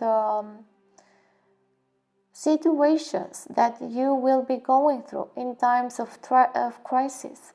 So you will need to assess the risks and also be courageous to face some risks, so you can go ahead and find the resources or the access that you need in time of crisis. And another type of strategy for you is divine inspiration, like flashes of insight, direct downloads that come to you and tell you to immediately change your direction or to do something drastical. Well, you will need to follow that inspirational flash, because that will help you. That is a strategy for you to call up on the divine for answers and to receive instant flashes of intuition or beneficial insight for you to solve your issues or to do whatever you need to do in times of crisis. Then another strategy for you is to destroy something to gain something else. It means to kind of make something that already doesn't work an opportunity for something new.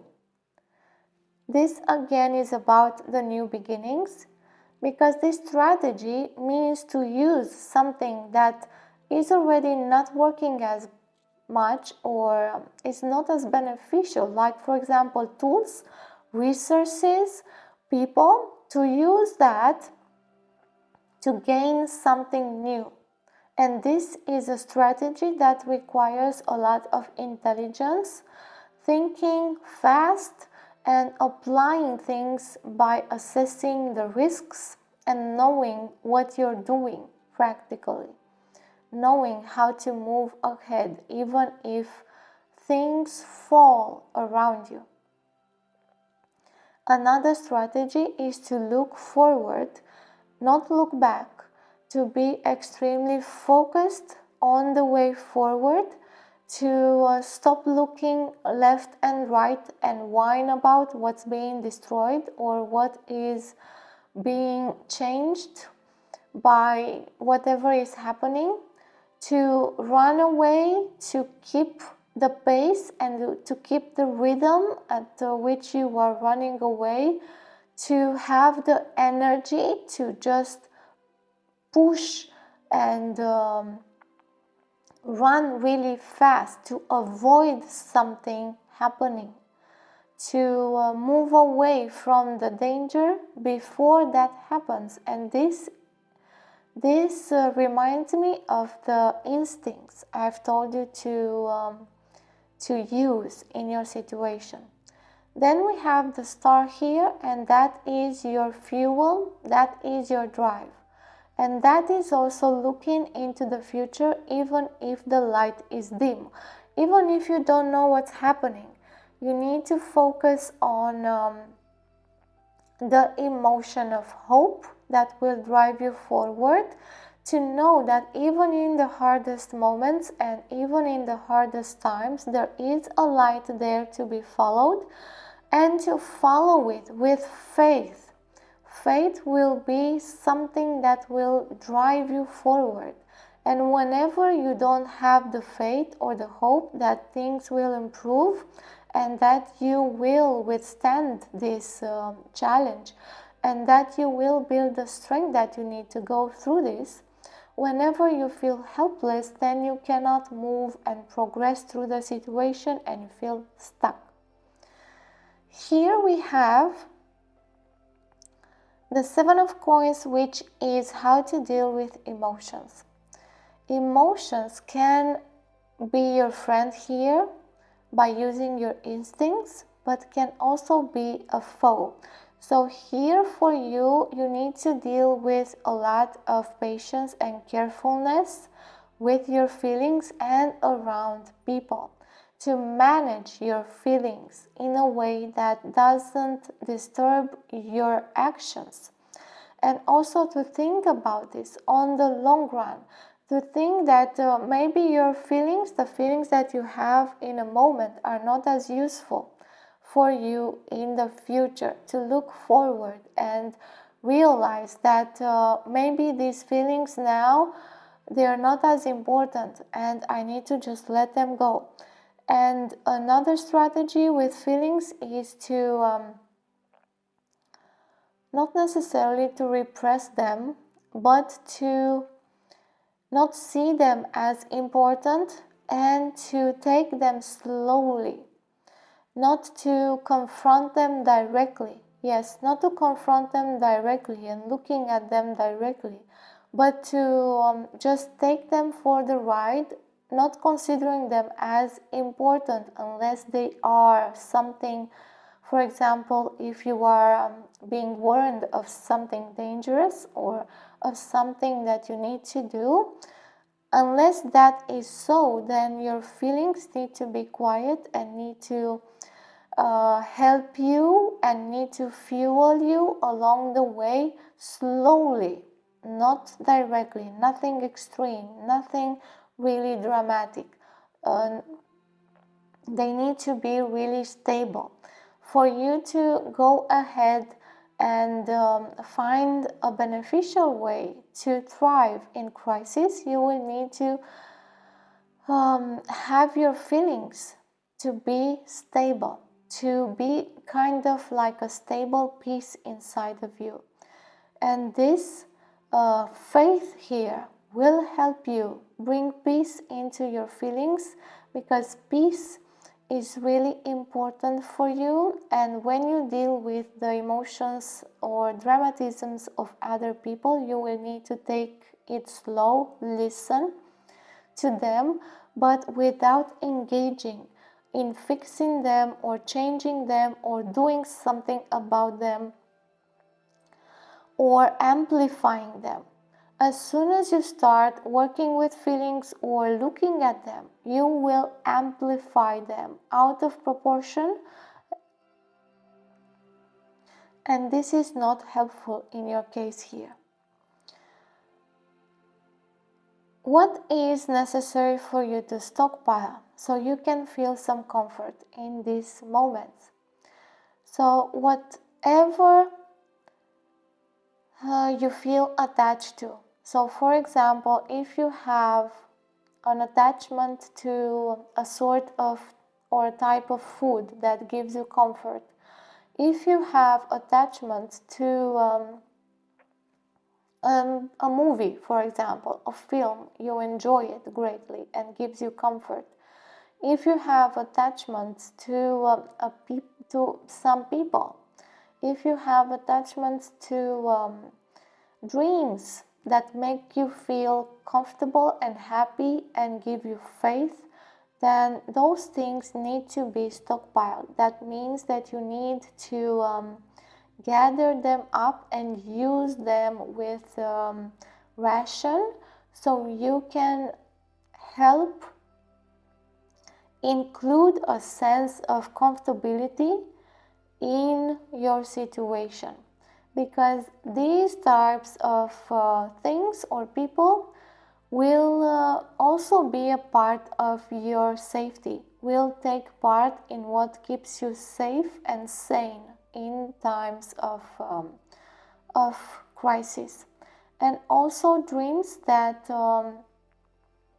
keep you with your feet on the ground, but also looking up towards the sky and into the future. Those are really important to get you going, and you will need to preserve those, because those are really good messages for you to move forward, to fuel you forward.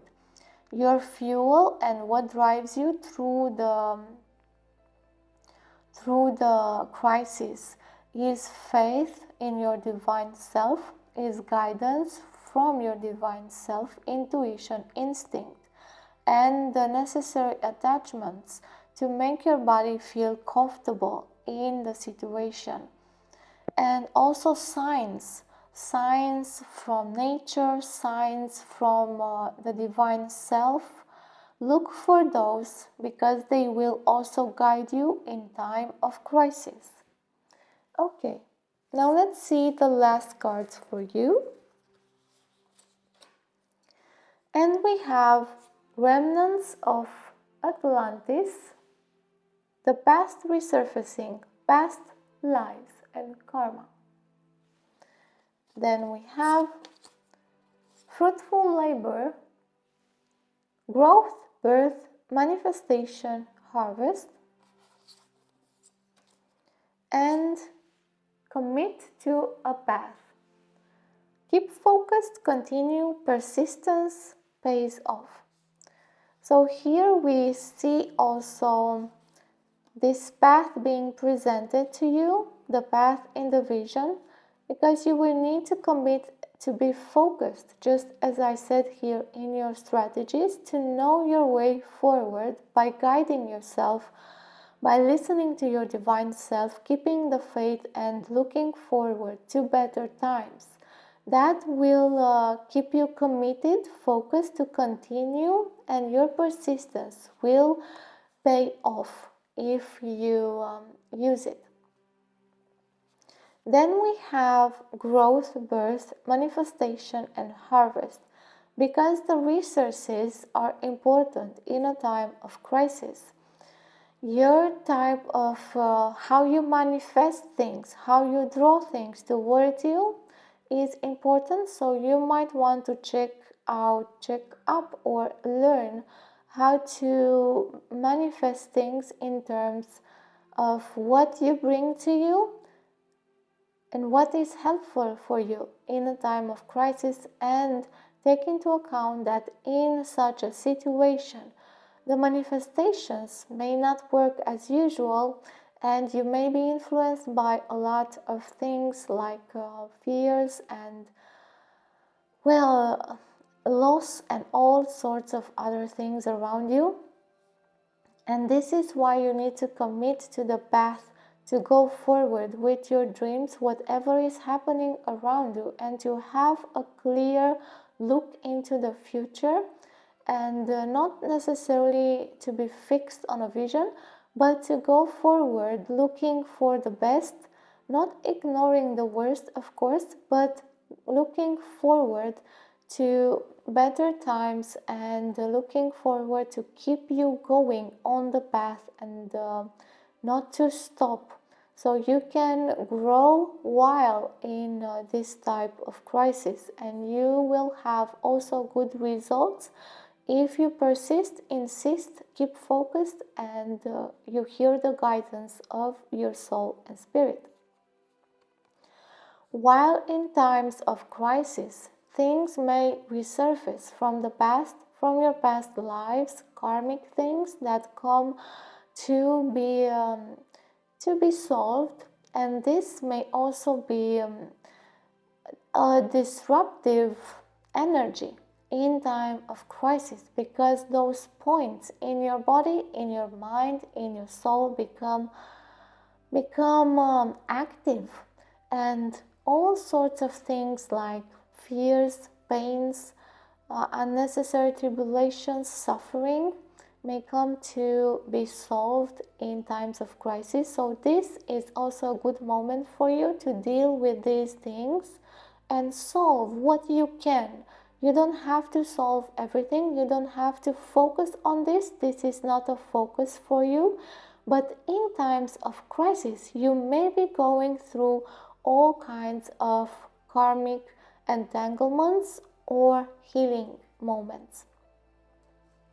And messages here from your divine self are also important for you to keep. So for example, if you receive a message in the crisis, before it or during, from your divine self through dreams or through whatever other means, then that is really important for you to keep and remember along and during the crisis, so you may feel safe, protected, and loved. So you may remember who you are and what is happening, really, what's actually happening there, because there will be multiple processes happening all at the same time, and there will be a spiritual one and material one and a healing one and all sorts of processes. And if you get the messages to help you understand them, then you will know how to move on your path in times of crisis in an easier way. Okay, so this has been the reading for you. May you receive it with an open heart and an open mind, and may you find the ways to apply it to your situation and to draw the necessary understanding from it. The easiest way to support my channel is to like, to share, to subscribe, and to comment. If you subscribe, don't forget to click the notification bell so you get notified immediately as I post something new. All of these help my channel grow and also support my work. If you would like to connect with me in other ways, you will find other channels in the description box and also my website, where you will find more information about me and my work. You can also find other ways to support my channel in the description box. Until next time, where I hope I will see you again, all of the best. May you have a wonderful day or night wherever you are, and may you find the love in your heart to open up to the necessary wisdom you need in all of the moments of your life. Hi Pal 4, and welcome to your reading. You have chosen this chalcopyrite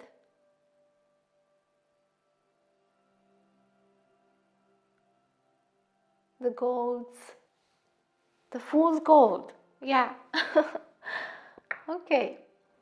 So with this reading, we are going to explore and see what is beneficial for you to do in a times of crisis, how to use your resources, and what resources are the most beneficial for you to employ in these types of situations. First, we will take a look at the visions for this pile, and then I will listen to the messages coming from the cards. So first, let's go ahead and see the vision, and I see someone picking up flowers, but only the tips, so only the actual flower and not the whole stem, the whole plant, and is picking up very small flowers and also seeds. And I see them walking across a field where you can see plenty of small flowers and seeds and all types of plants. They are picking them up and then throwing them away. They are not gathering up anything. They just walk forward, enjoying them and never looking back. I don't see them looking back, and I don't see them doing actually anything with those flowers and seeds. And they are just sitting in the middle of the field, trying to figure things out. They are thinking aloud. I see them speaking with themselves in the middle of the field, trying to think of strategies and trying to figure what to do in the situation given, and also disregarding the flowers of the seeds. They are looking up into the sky, waiting for messages or information or downloads or guiding or something to come up out of the clouds, or to receive some sort of sign or an idea that would benefit them. So they are thinking a lot.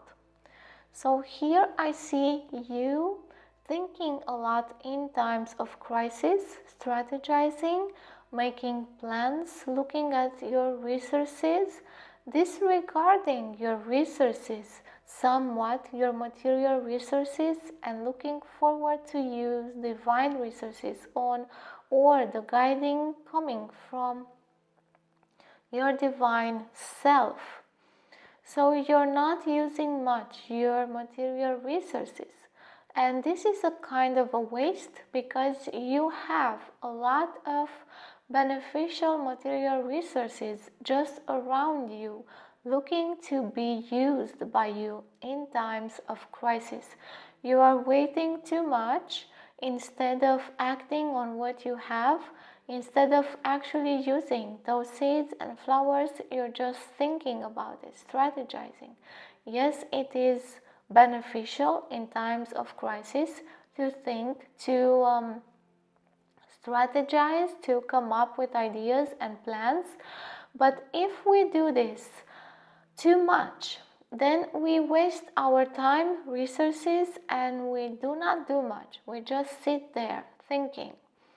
And what is happening around us will not stop for us to think or for us to come up with the best plan possible or the best solution ever. And so this can hinder you in times of crisis. Okay. Now that we know this, let's go ahead and see the cards that we have here. And this is the focus, the beneficial focus in times of crisis for you. And this is what is important for you to protect or save or take care of in time of crisis. And we have trust. So the focus here is to trust yourself, your resources, your intelligence, your messages, the messages that you receive from your divine self, and to trust that things will improve, but also to rely on yourself and on whatever you have. Because when we are in a state of trust, we also open up to opportunities that are around us, to resources, and we are trustworthy. We rely on ourselves to use all of the things that we have available in good timing and in a way that is beneficial for us for a long time, looking ahead into the future. So the most beneficial focus for you here is to trust yourself and to employ trust and confidence, and also opening your eyes with trust, looking into the world or what is happening, knowing that there is more to it. There are a lot of things that you will not know or see, and by trusting, you just give permission to your divine self to show you what is relevant for you, what is useful, and to also show you your direction and to help you with the opportunities around you, so you can make the best out of a difficult situation. Okay, let's see this here, and we have moon with perception. So it is very important in times of crisis to maintain your perception in the highest regard. This is to not get polluted by whatever is out there happening in the world, by the negative thinking, by negative spiraling, by doubt, by misfortune, by loss, by misconception, by misunderstandings, by all sorts of lies, deception, and intelligence that looks right but doesn't feel right. Intelligence that looks in a way interesting but is irrelevant. Information that can overwhelm you and that can waste your time and energy on things that are not useful for you or for your safety or for your well-being in times of crisis. So your perception is something to protect in times of crisis. This means that you need to be aware, really aware and awake, to see things as they are and not to embellish them or make them worse, to be truthful to yourself with what you do not know and also with what you can know and you have the ability to know. To be really aware of the fact that many things do not appear as they are, that there are many hidden things, that there are many other explanations, point of view, perspectives into a situation, but in the same time, do not get distracted by so many perspectives, situations that you feel doubtful, that you get to spiral into not knowing what to trust and what to believe in time of crisis. This is why your perception is really important, because it can change the decisions that you make. It can change how you behave and how you thrive. It can change the mistakes that you make. It can change your state of mind and also your state, your emotional state, your physical state, and the state in which you feel danger and safety. So your perception is something worth protecting in times of crisis from all of the influences that might deter you from the truth and also from your center, because not everything is relevant, even if it is truthful. Not everything is useful, even if it looks like it might be. Not everything is truthful if it is hidden or given in an occult way or given by someone who tells you that they know the truth and they are giving it to you because they think you should know.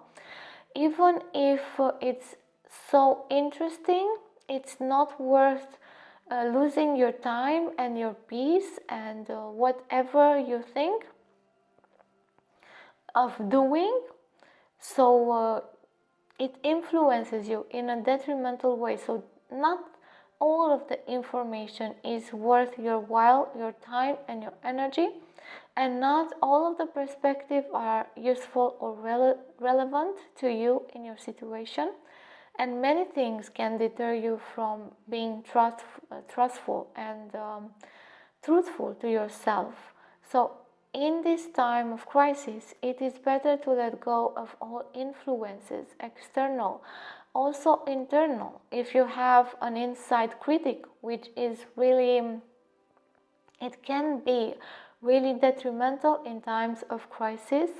And also if you have a part in you that is really negativistic or that looks for things and sees a lot more than it is actually there, amplifying, dramatizing and exaggerating with all sorts of things in time of crisis, may change your perception in a negative way and in a detrimental way, as well as things that may change your perception in a beneficial way. So your perception is worth protecting, because you will get to have more trust in yourself if you do that. Now let's go and see the other aspects that we have here. And we have your safe place, and it is represented by justice. It doesn't look safe in this card. Okay, and then we have the Page of Swords, and this is your food, what you need the most and what will nourish you the most. Then we have strategies to cope with the situation or to solve things and issues. So we have the Four of Coins here. Then we have what drives you forward, the fuel, the motivation. And we have the World 21. They put the number after. Oh, here as well. Okay, and here we have the Queen of Swords, which is how to handle the feelings, and the Queen of Wands about what to stockpile, what to gather or hold close so you can be comforting or comforted in times of crisis. And I will also add these two here. So we have all of the cards now.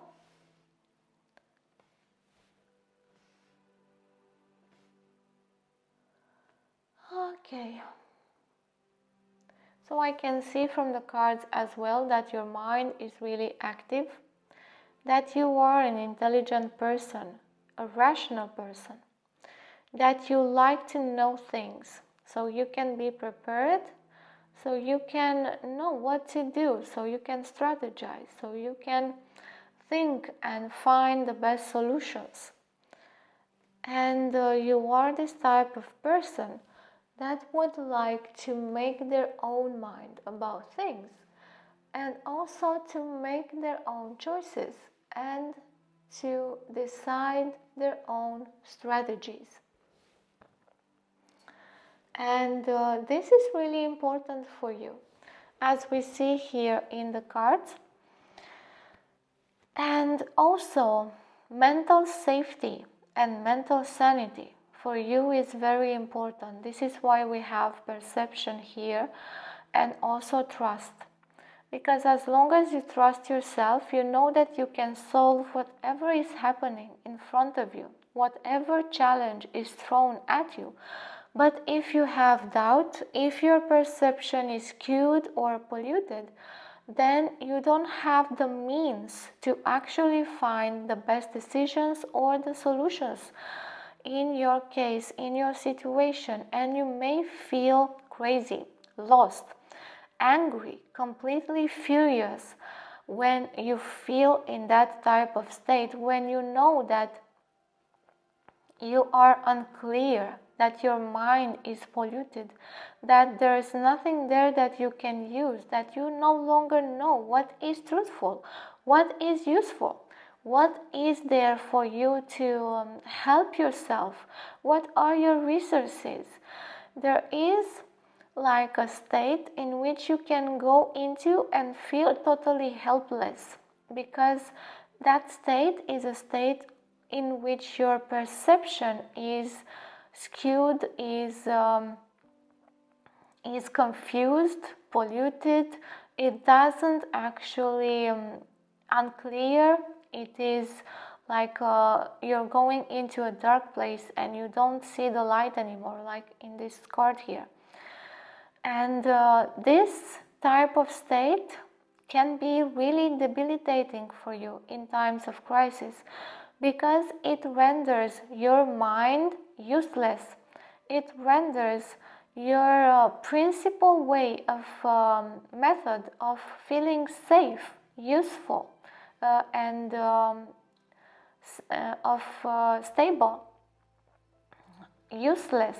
It renders your mind incapable of functioning, and you may go into a freeze mode or into a mode in which you try to think it to the death, in which you think and think and think, and you cannot find a suitable solution because you do not have the necessary state or the necessary clear perception to actually find the solution that you need in that case. So for you, mental safety and sanity is extremely important. And this is why you need to fight with whatever influence changes your clarity and muddles your thoughts and gets you to doubt yourself or to doubt the truth that you know or yourself in a really deep way. So we see here that the safe place for you will be the home or the place that has the best benefits and advantages to help you on the long run. And you will use your mind and your analysis to check and see what are the advantages, the benefits, what are the things that keep me safe in this place, and you will decide by analysis yourself which place is the most secure in your case in a time of crisis. And you will use all of the necessary means to describe the place, to find out how and what can be dangerous in that place. You will think ahead. You will see all of the perspectives and turn all of the things around so you can see multiple ideas, perspectives of the place, so you can analyze things from different points of view, and then you will decide on which is the best place for you, and you will do it with a bit of a doubt and a bit of difficulty if you do not have a clear perception on things.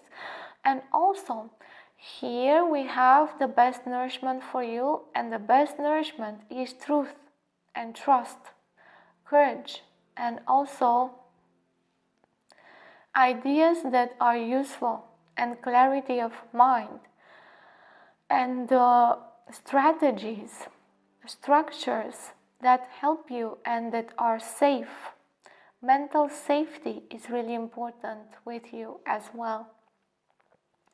Whatever nourishes your mental safety is really very important in a time of crisis for you. This is why you should go towards those things that keep you mentally sane and safe, because you will need to use your mind to protect yourself in this type of situations. Because you're really an intelligent person, this may be sometimes in your detriment, because you may think too long and you may impose yourself like ideals that you cannot get to. You may impose yourself to find solutions even when it is really difficult to find a solution that would actually be in alignment with yourself. It's you may have also a non-compromising nature about yourself, with so many queens and with the justice here. And this can be detrimental in some occasions, because you may need to compromise sometimes, and you may need to choose from multiple difficult choices and bad outcomes. You will need to make difficult choices, and if your mind is not clear, if your perception is skewed or influenced, then you may not choose what is beneficial for you and your family. So this is why ideas, informations that are truthful and that are relevant, that are useful and that are real, so connected to reality, is very important. You need to keep yourself connected to reality in your case, because as you get disconnected from what is in front of you, from what is real, then you may spiral off into imagination, suppositions, assumptions, and all sorts of thinking that is not useful. And your mind will become jumbled, and you may not find a solution in all of that entanglement.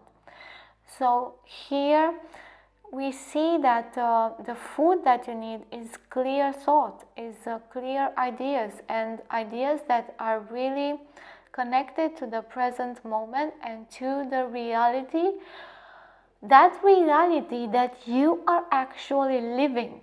So not necessarily to the reality that you see projected by other people, that you hear on the news, that you hear from other sources, but the actual reality that you live in those situations.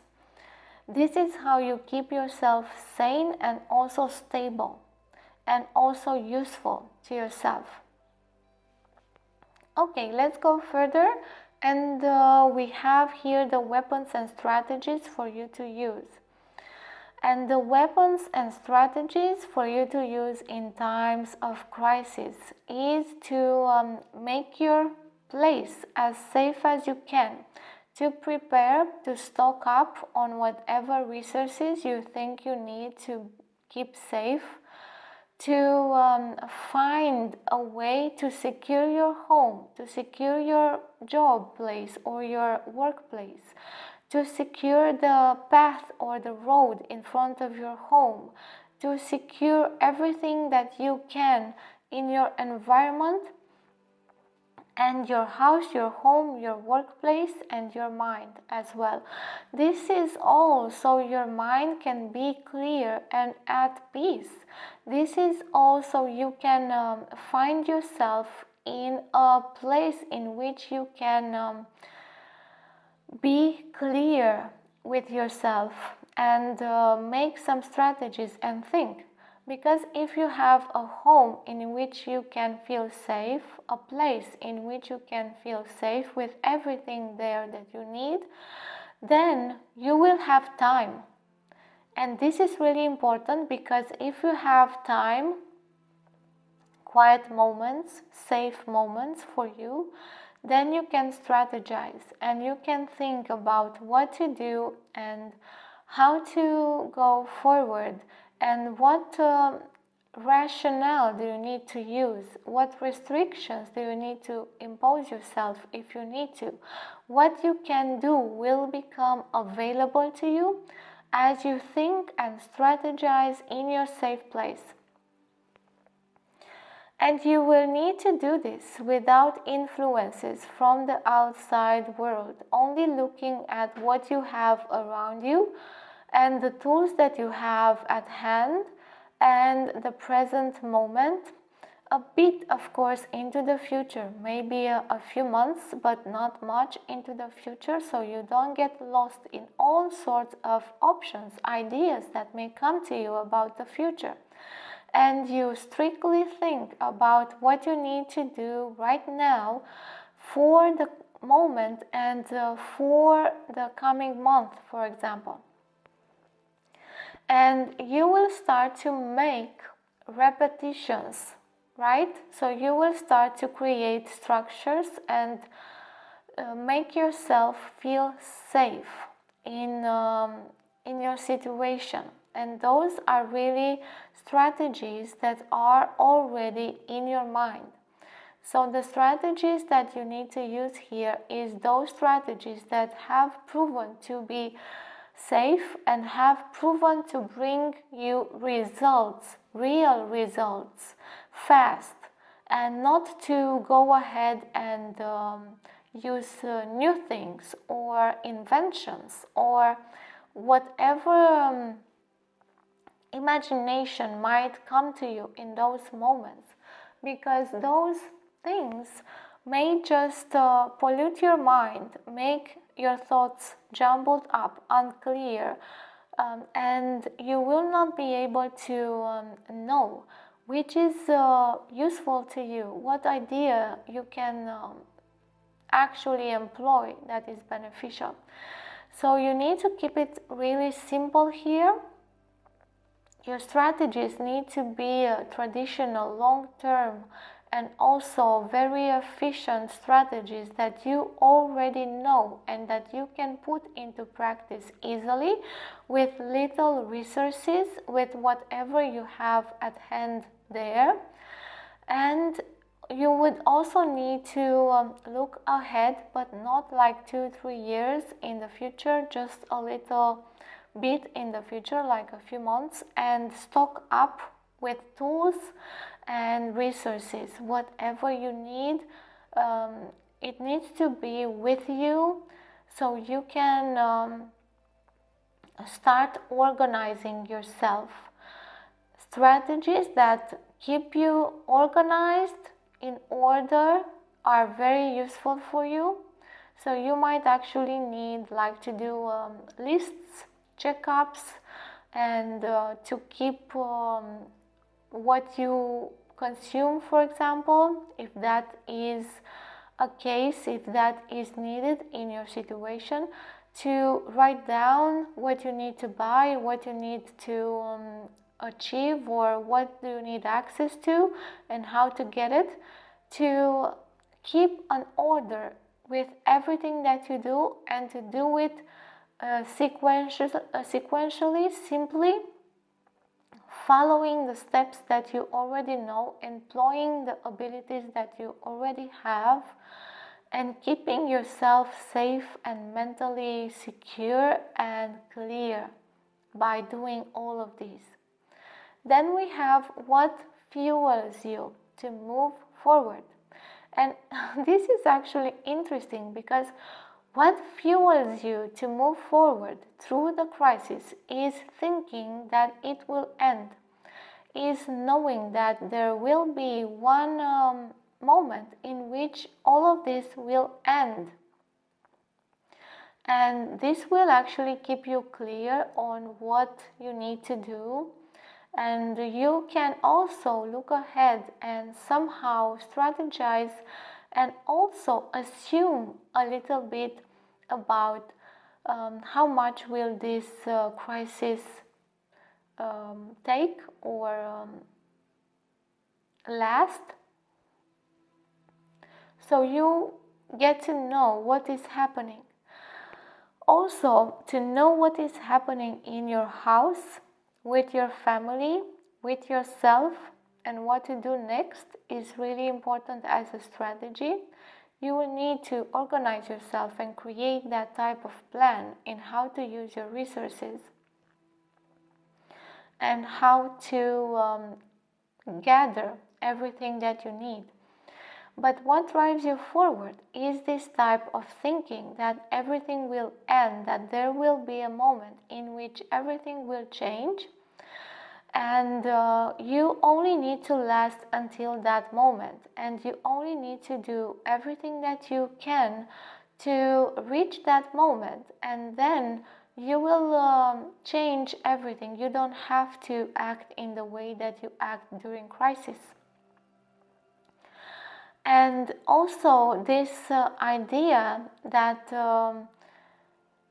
you can get involved into the actual ending, it's also beneficial for you. So if you can find something that you can implicate yourself into to help others to progress into the resolution of this crisis, to help your neighbors, to commit to find a strategy for the neighborhood or for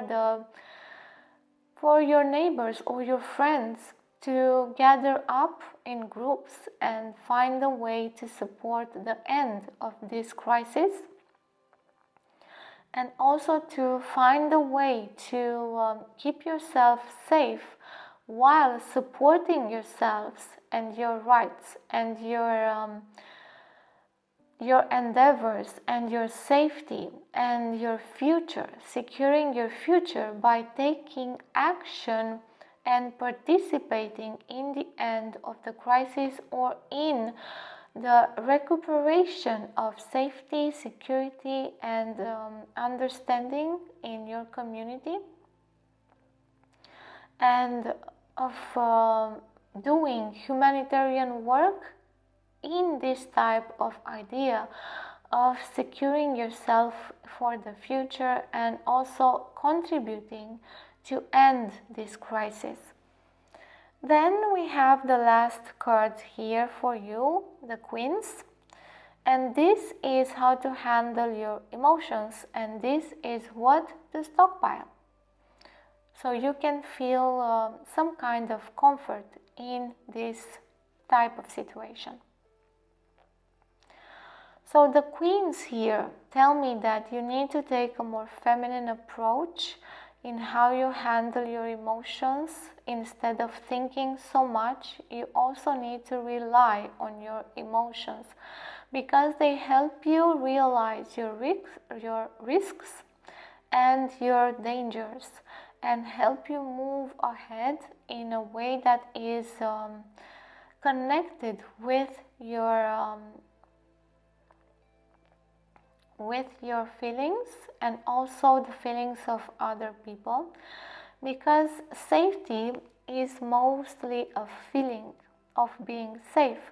So if we handle feelings in a really cold manner, then we will achieve a rigid state.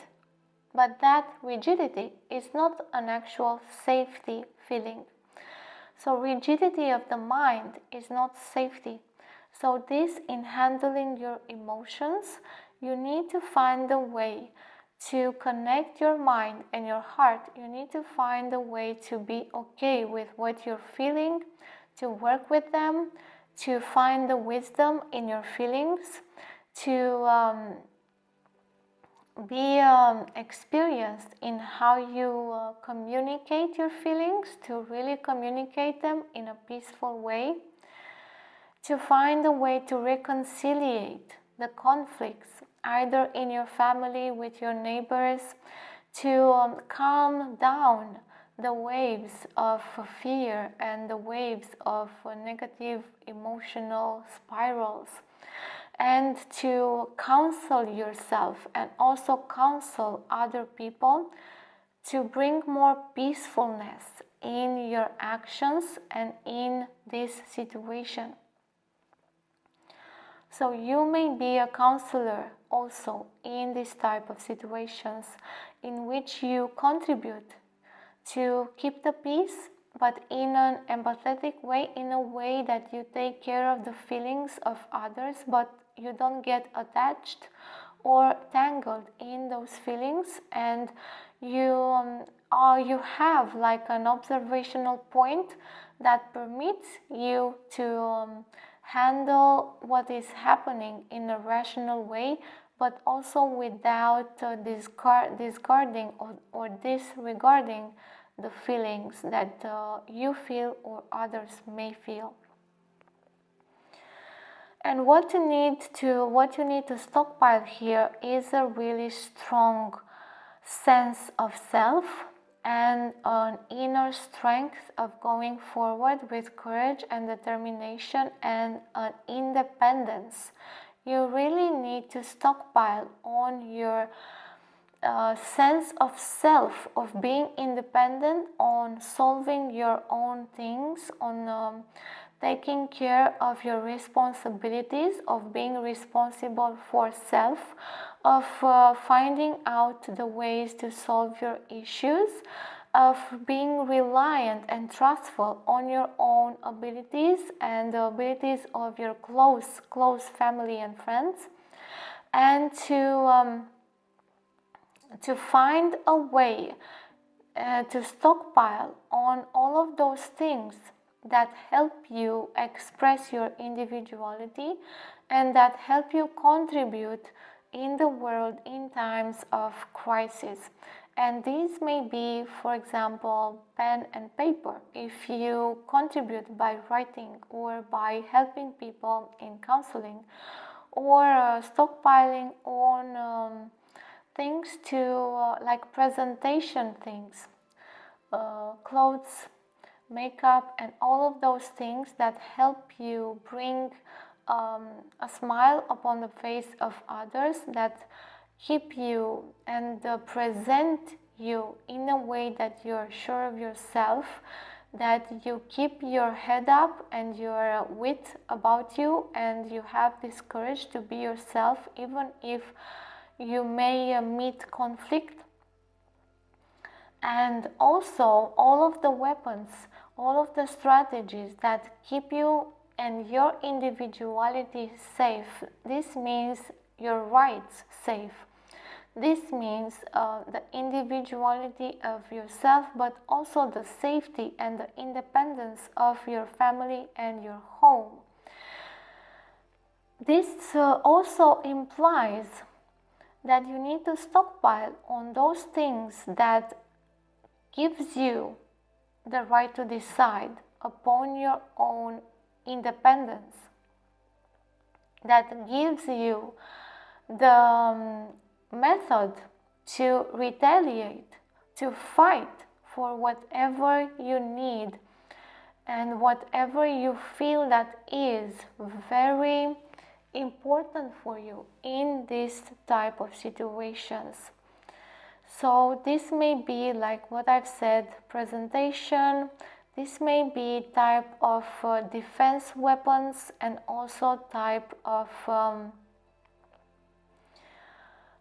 gadgets. Yep, gadgets. So you can orientate yourself, for example, in a place without recurring to internet or something else.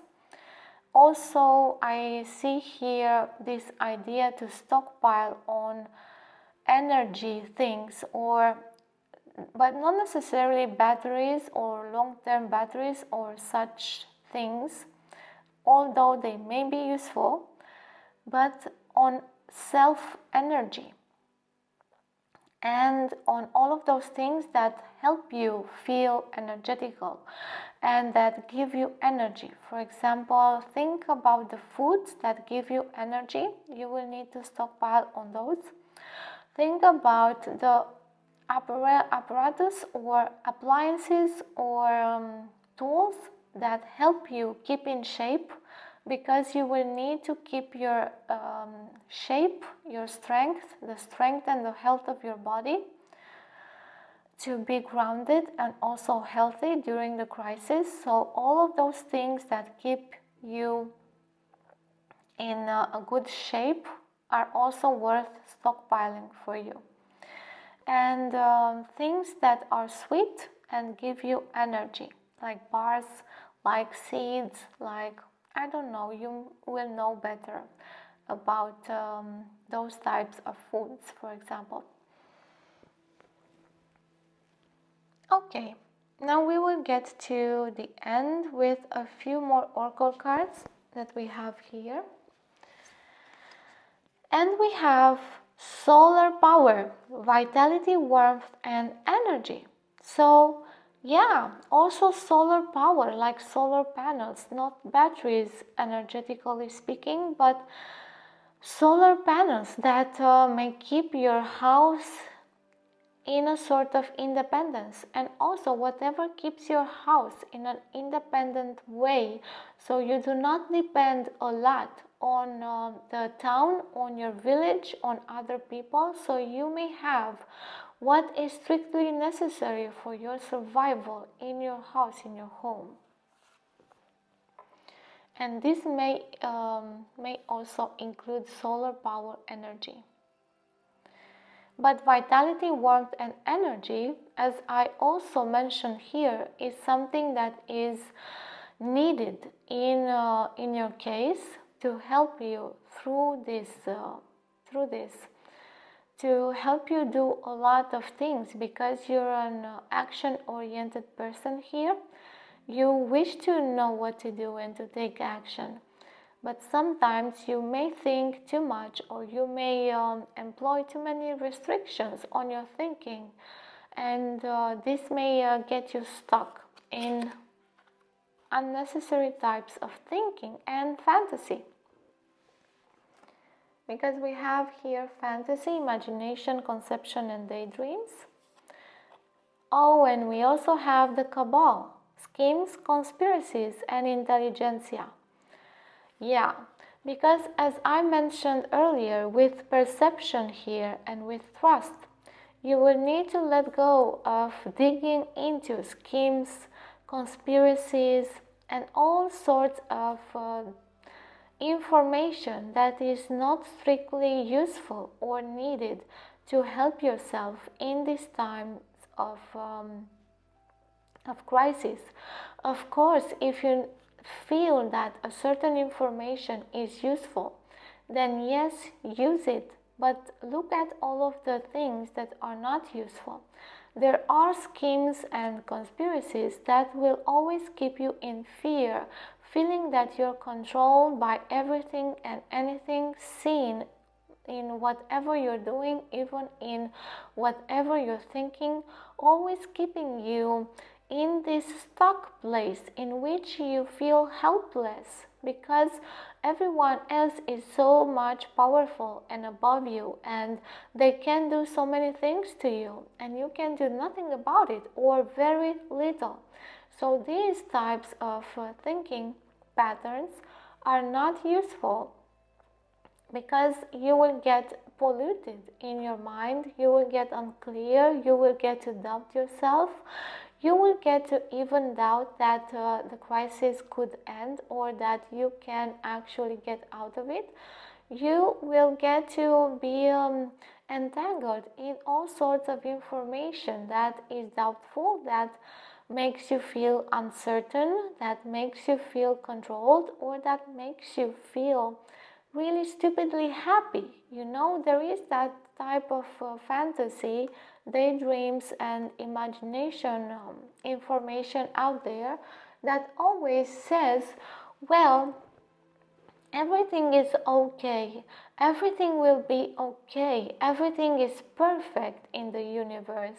You don't have to do much, you don't have to take action. What you're doing and right now to feel safe is not important, because safety means that you're constricting yourself. And also, you don't have to do anything because the universe will help you, and all of that nonsense.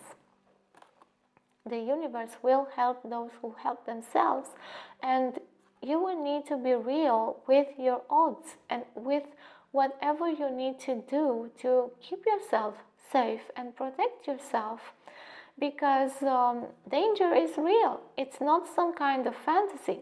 And if you do not get prepared, then you will just waste your time and wait for something to occur or happen to save you. Waiting for a savior is another type of fantasy and daydream that people may be tangled into, because they feel helpless otherwise, because they cannot handle what is happening around them, and they find a loophole to keep themselves artificially happy and in a state of daydream, or kind of in a state of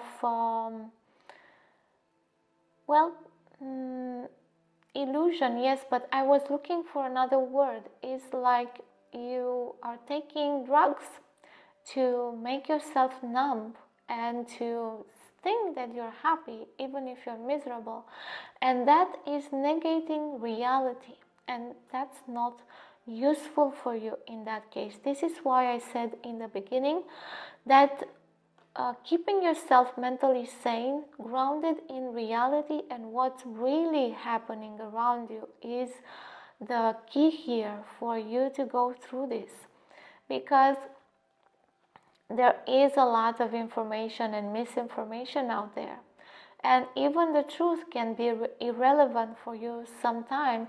For example, you don't need to find out and know whatever your neighbor is doing. even if it's truthful, is not relevant or helpful for you. So you don't need to know everything, because everything might just not be what you need, really. And looking forward to the relevant information, always looking for something to come to you, keeps you in this search state without taking necessary actions and without actually looking around yourself. Because if you're always looking for something hidden, or something that you don't know, or something that is uncertain, then you're not looking at the reality around you, and you keep yourself in a sort of running away from reality, in a sort of stance in which you don't look at what you could do in the present moment, and what resources you have, because you usually have a lot more resources to be safe than you actually know. And if you keep your mind in the future, or in these types of schemes, conspiracies, and looking for the hidden things that you could miss, then you will not be connected to reality and to what needs to be happening with you. And this is really important, because if we go into this fantasy state, then our reality just gets muddled into some sort of illusion and fantasy, and it's like we are having a bad trip, a mushroom or whatever else, a really bad trip, that a nightmare. Everything turns into a nightmare, and we have no grip on reality, no control, and we spiral into the really deep dark hole. And this is just something that you can do with information, and to very intelligent and rational people, because they look for information to feel safe, because that is normal. When we have fear, what keeps us safe is knowing about the danger, assessing the danger, having the information that will help us understand what we can do to be safe in that situation. And if we don't know, if we don't have the information necessary to assess our danger, then we can be really stressed out. We can really go on a stressful spiral of nonsense and craziness, assuming and making all sorts of suppositions about the danger that are not true. And yes, information may be taken from us, may be restricted in times of crisis, and that is really a stressful thing upon our psyches, especially for rational thinking people that look to information and truth to guide themselves. And this is why in this type of crisis, to keep yourself sane, keep your mind on what is truthful and what is real around you, even if you don't perceive and know the danger. Stop yourself from fantasies and suppositions about the danger, and just look at what you know and what's real, and base yourself on that moving forward. Okay, this has been the reading for you. I hope you receive it with an open mind and an open heart, and that you find a way to make this useful for you and to apply it. Now, if you would like to support my channel, the simplest way is to click the like button, to share the videos to your friends or on social media, to comment to let me know about your experience, and to subscribe. And if you subscribe, do not forget to click on the notification bell so you can get notified as soon as I post something new. In the description box, you will also find other channels to connect with me, and also my website. You can go ahead and find more things, more information about me and my work on my website, and also connect with me through the other channels. You will also find other ways to support my channel in the description box. Until next time, where I hope I will see you again, all of my best to you wherever you are, night and day, and may you find the wisdom necessary to open up in love in your life.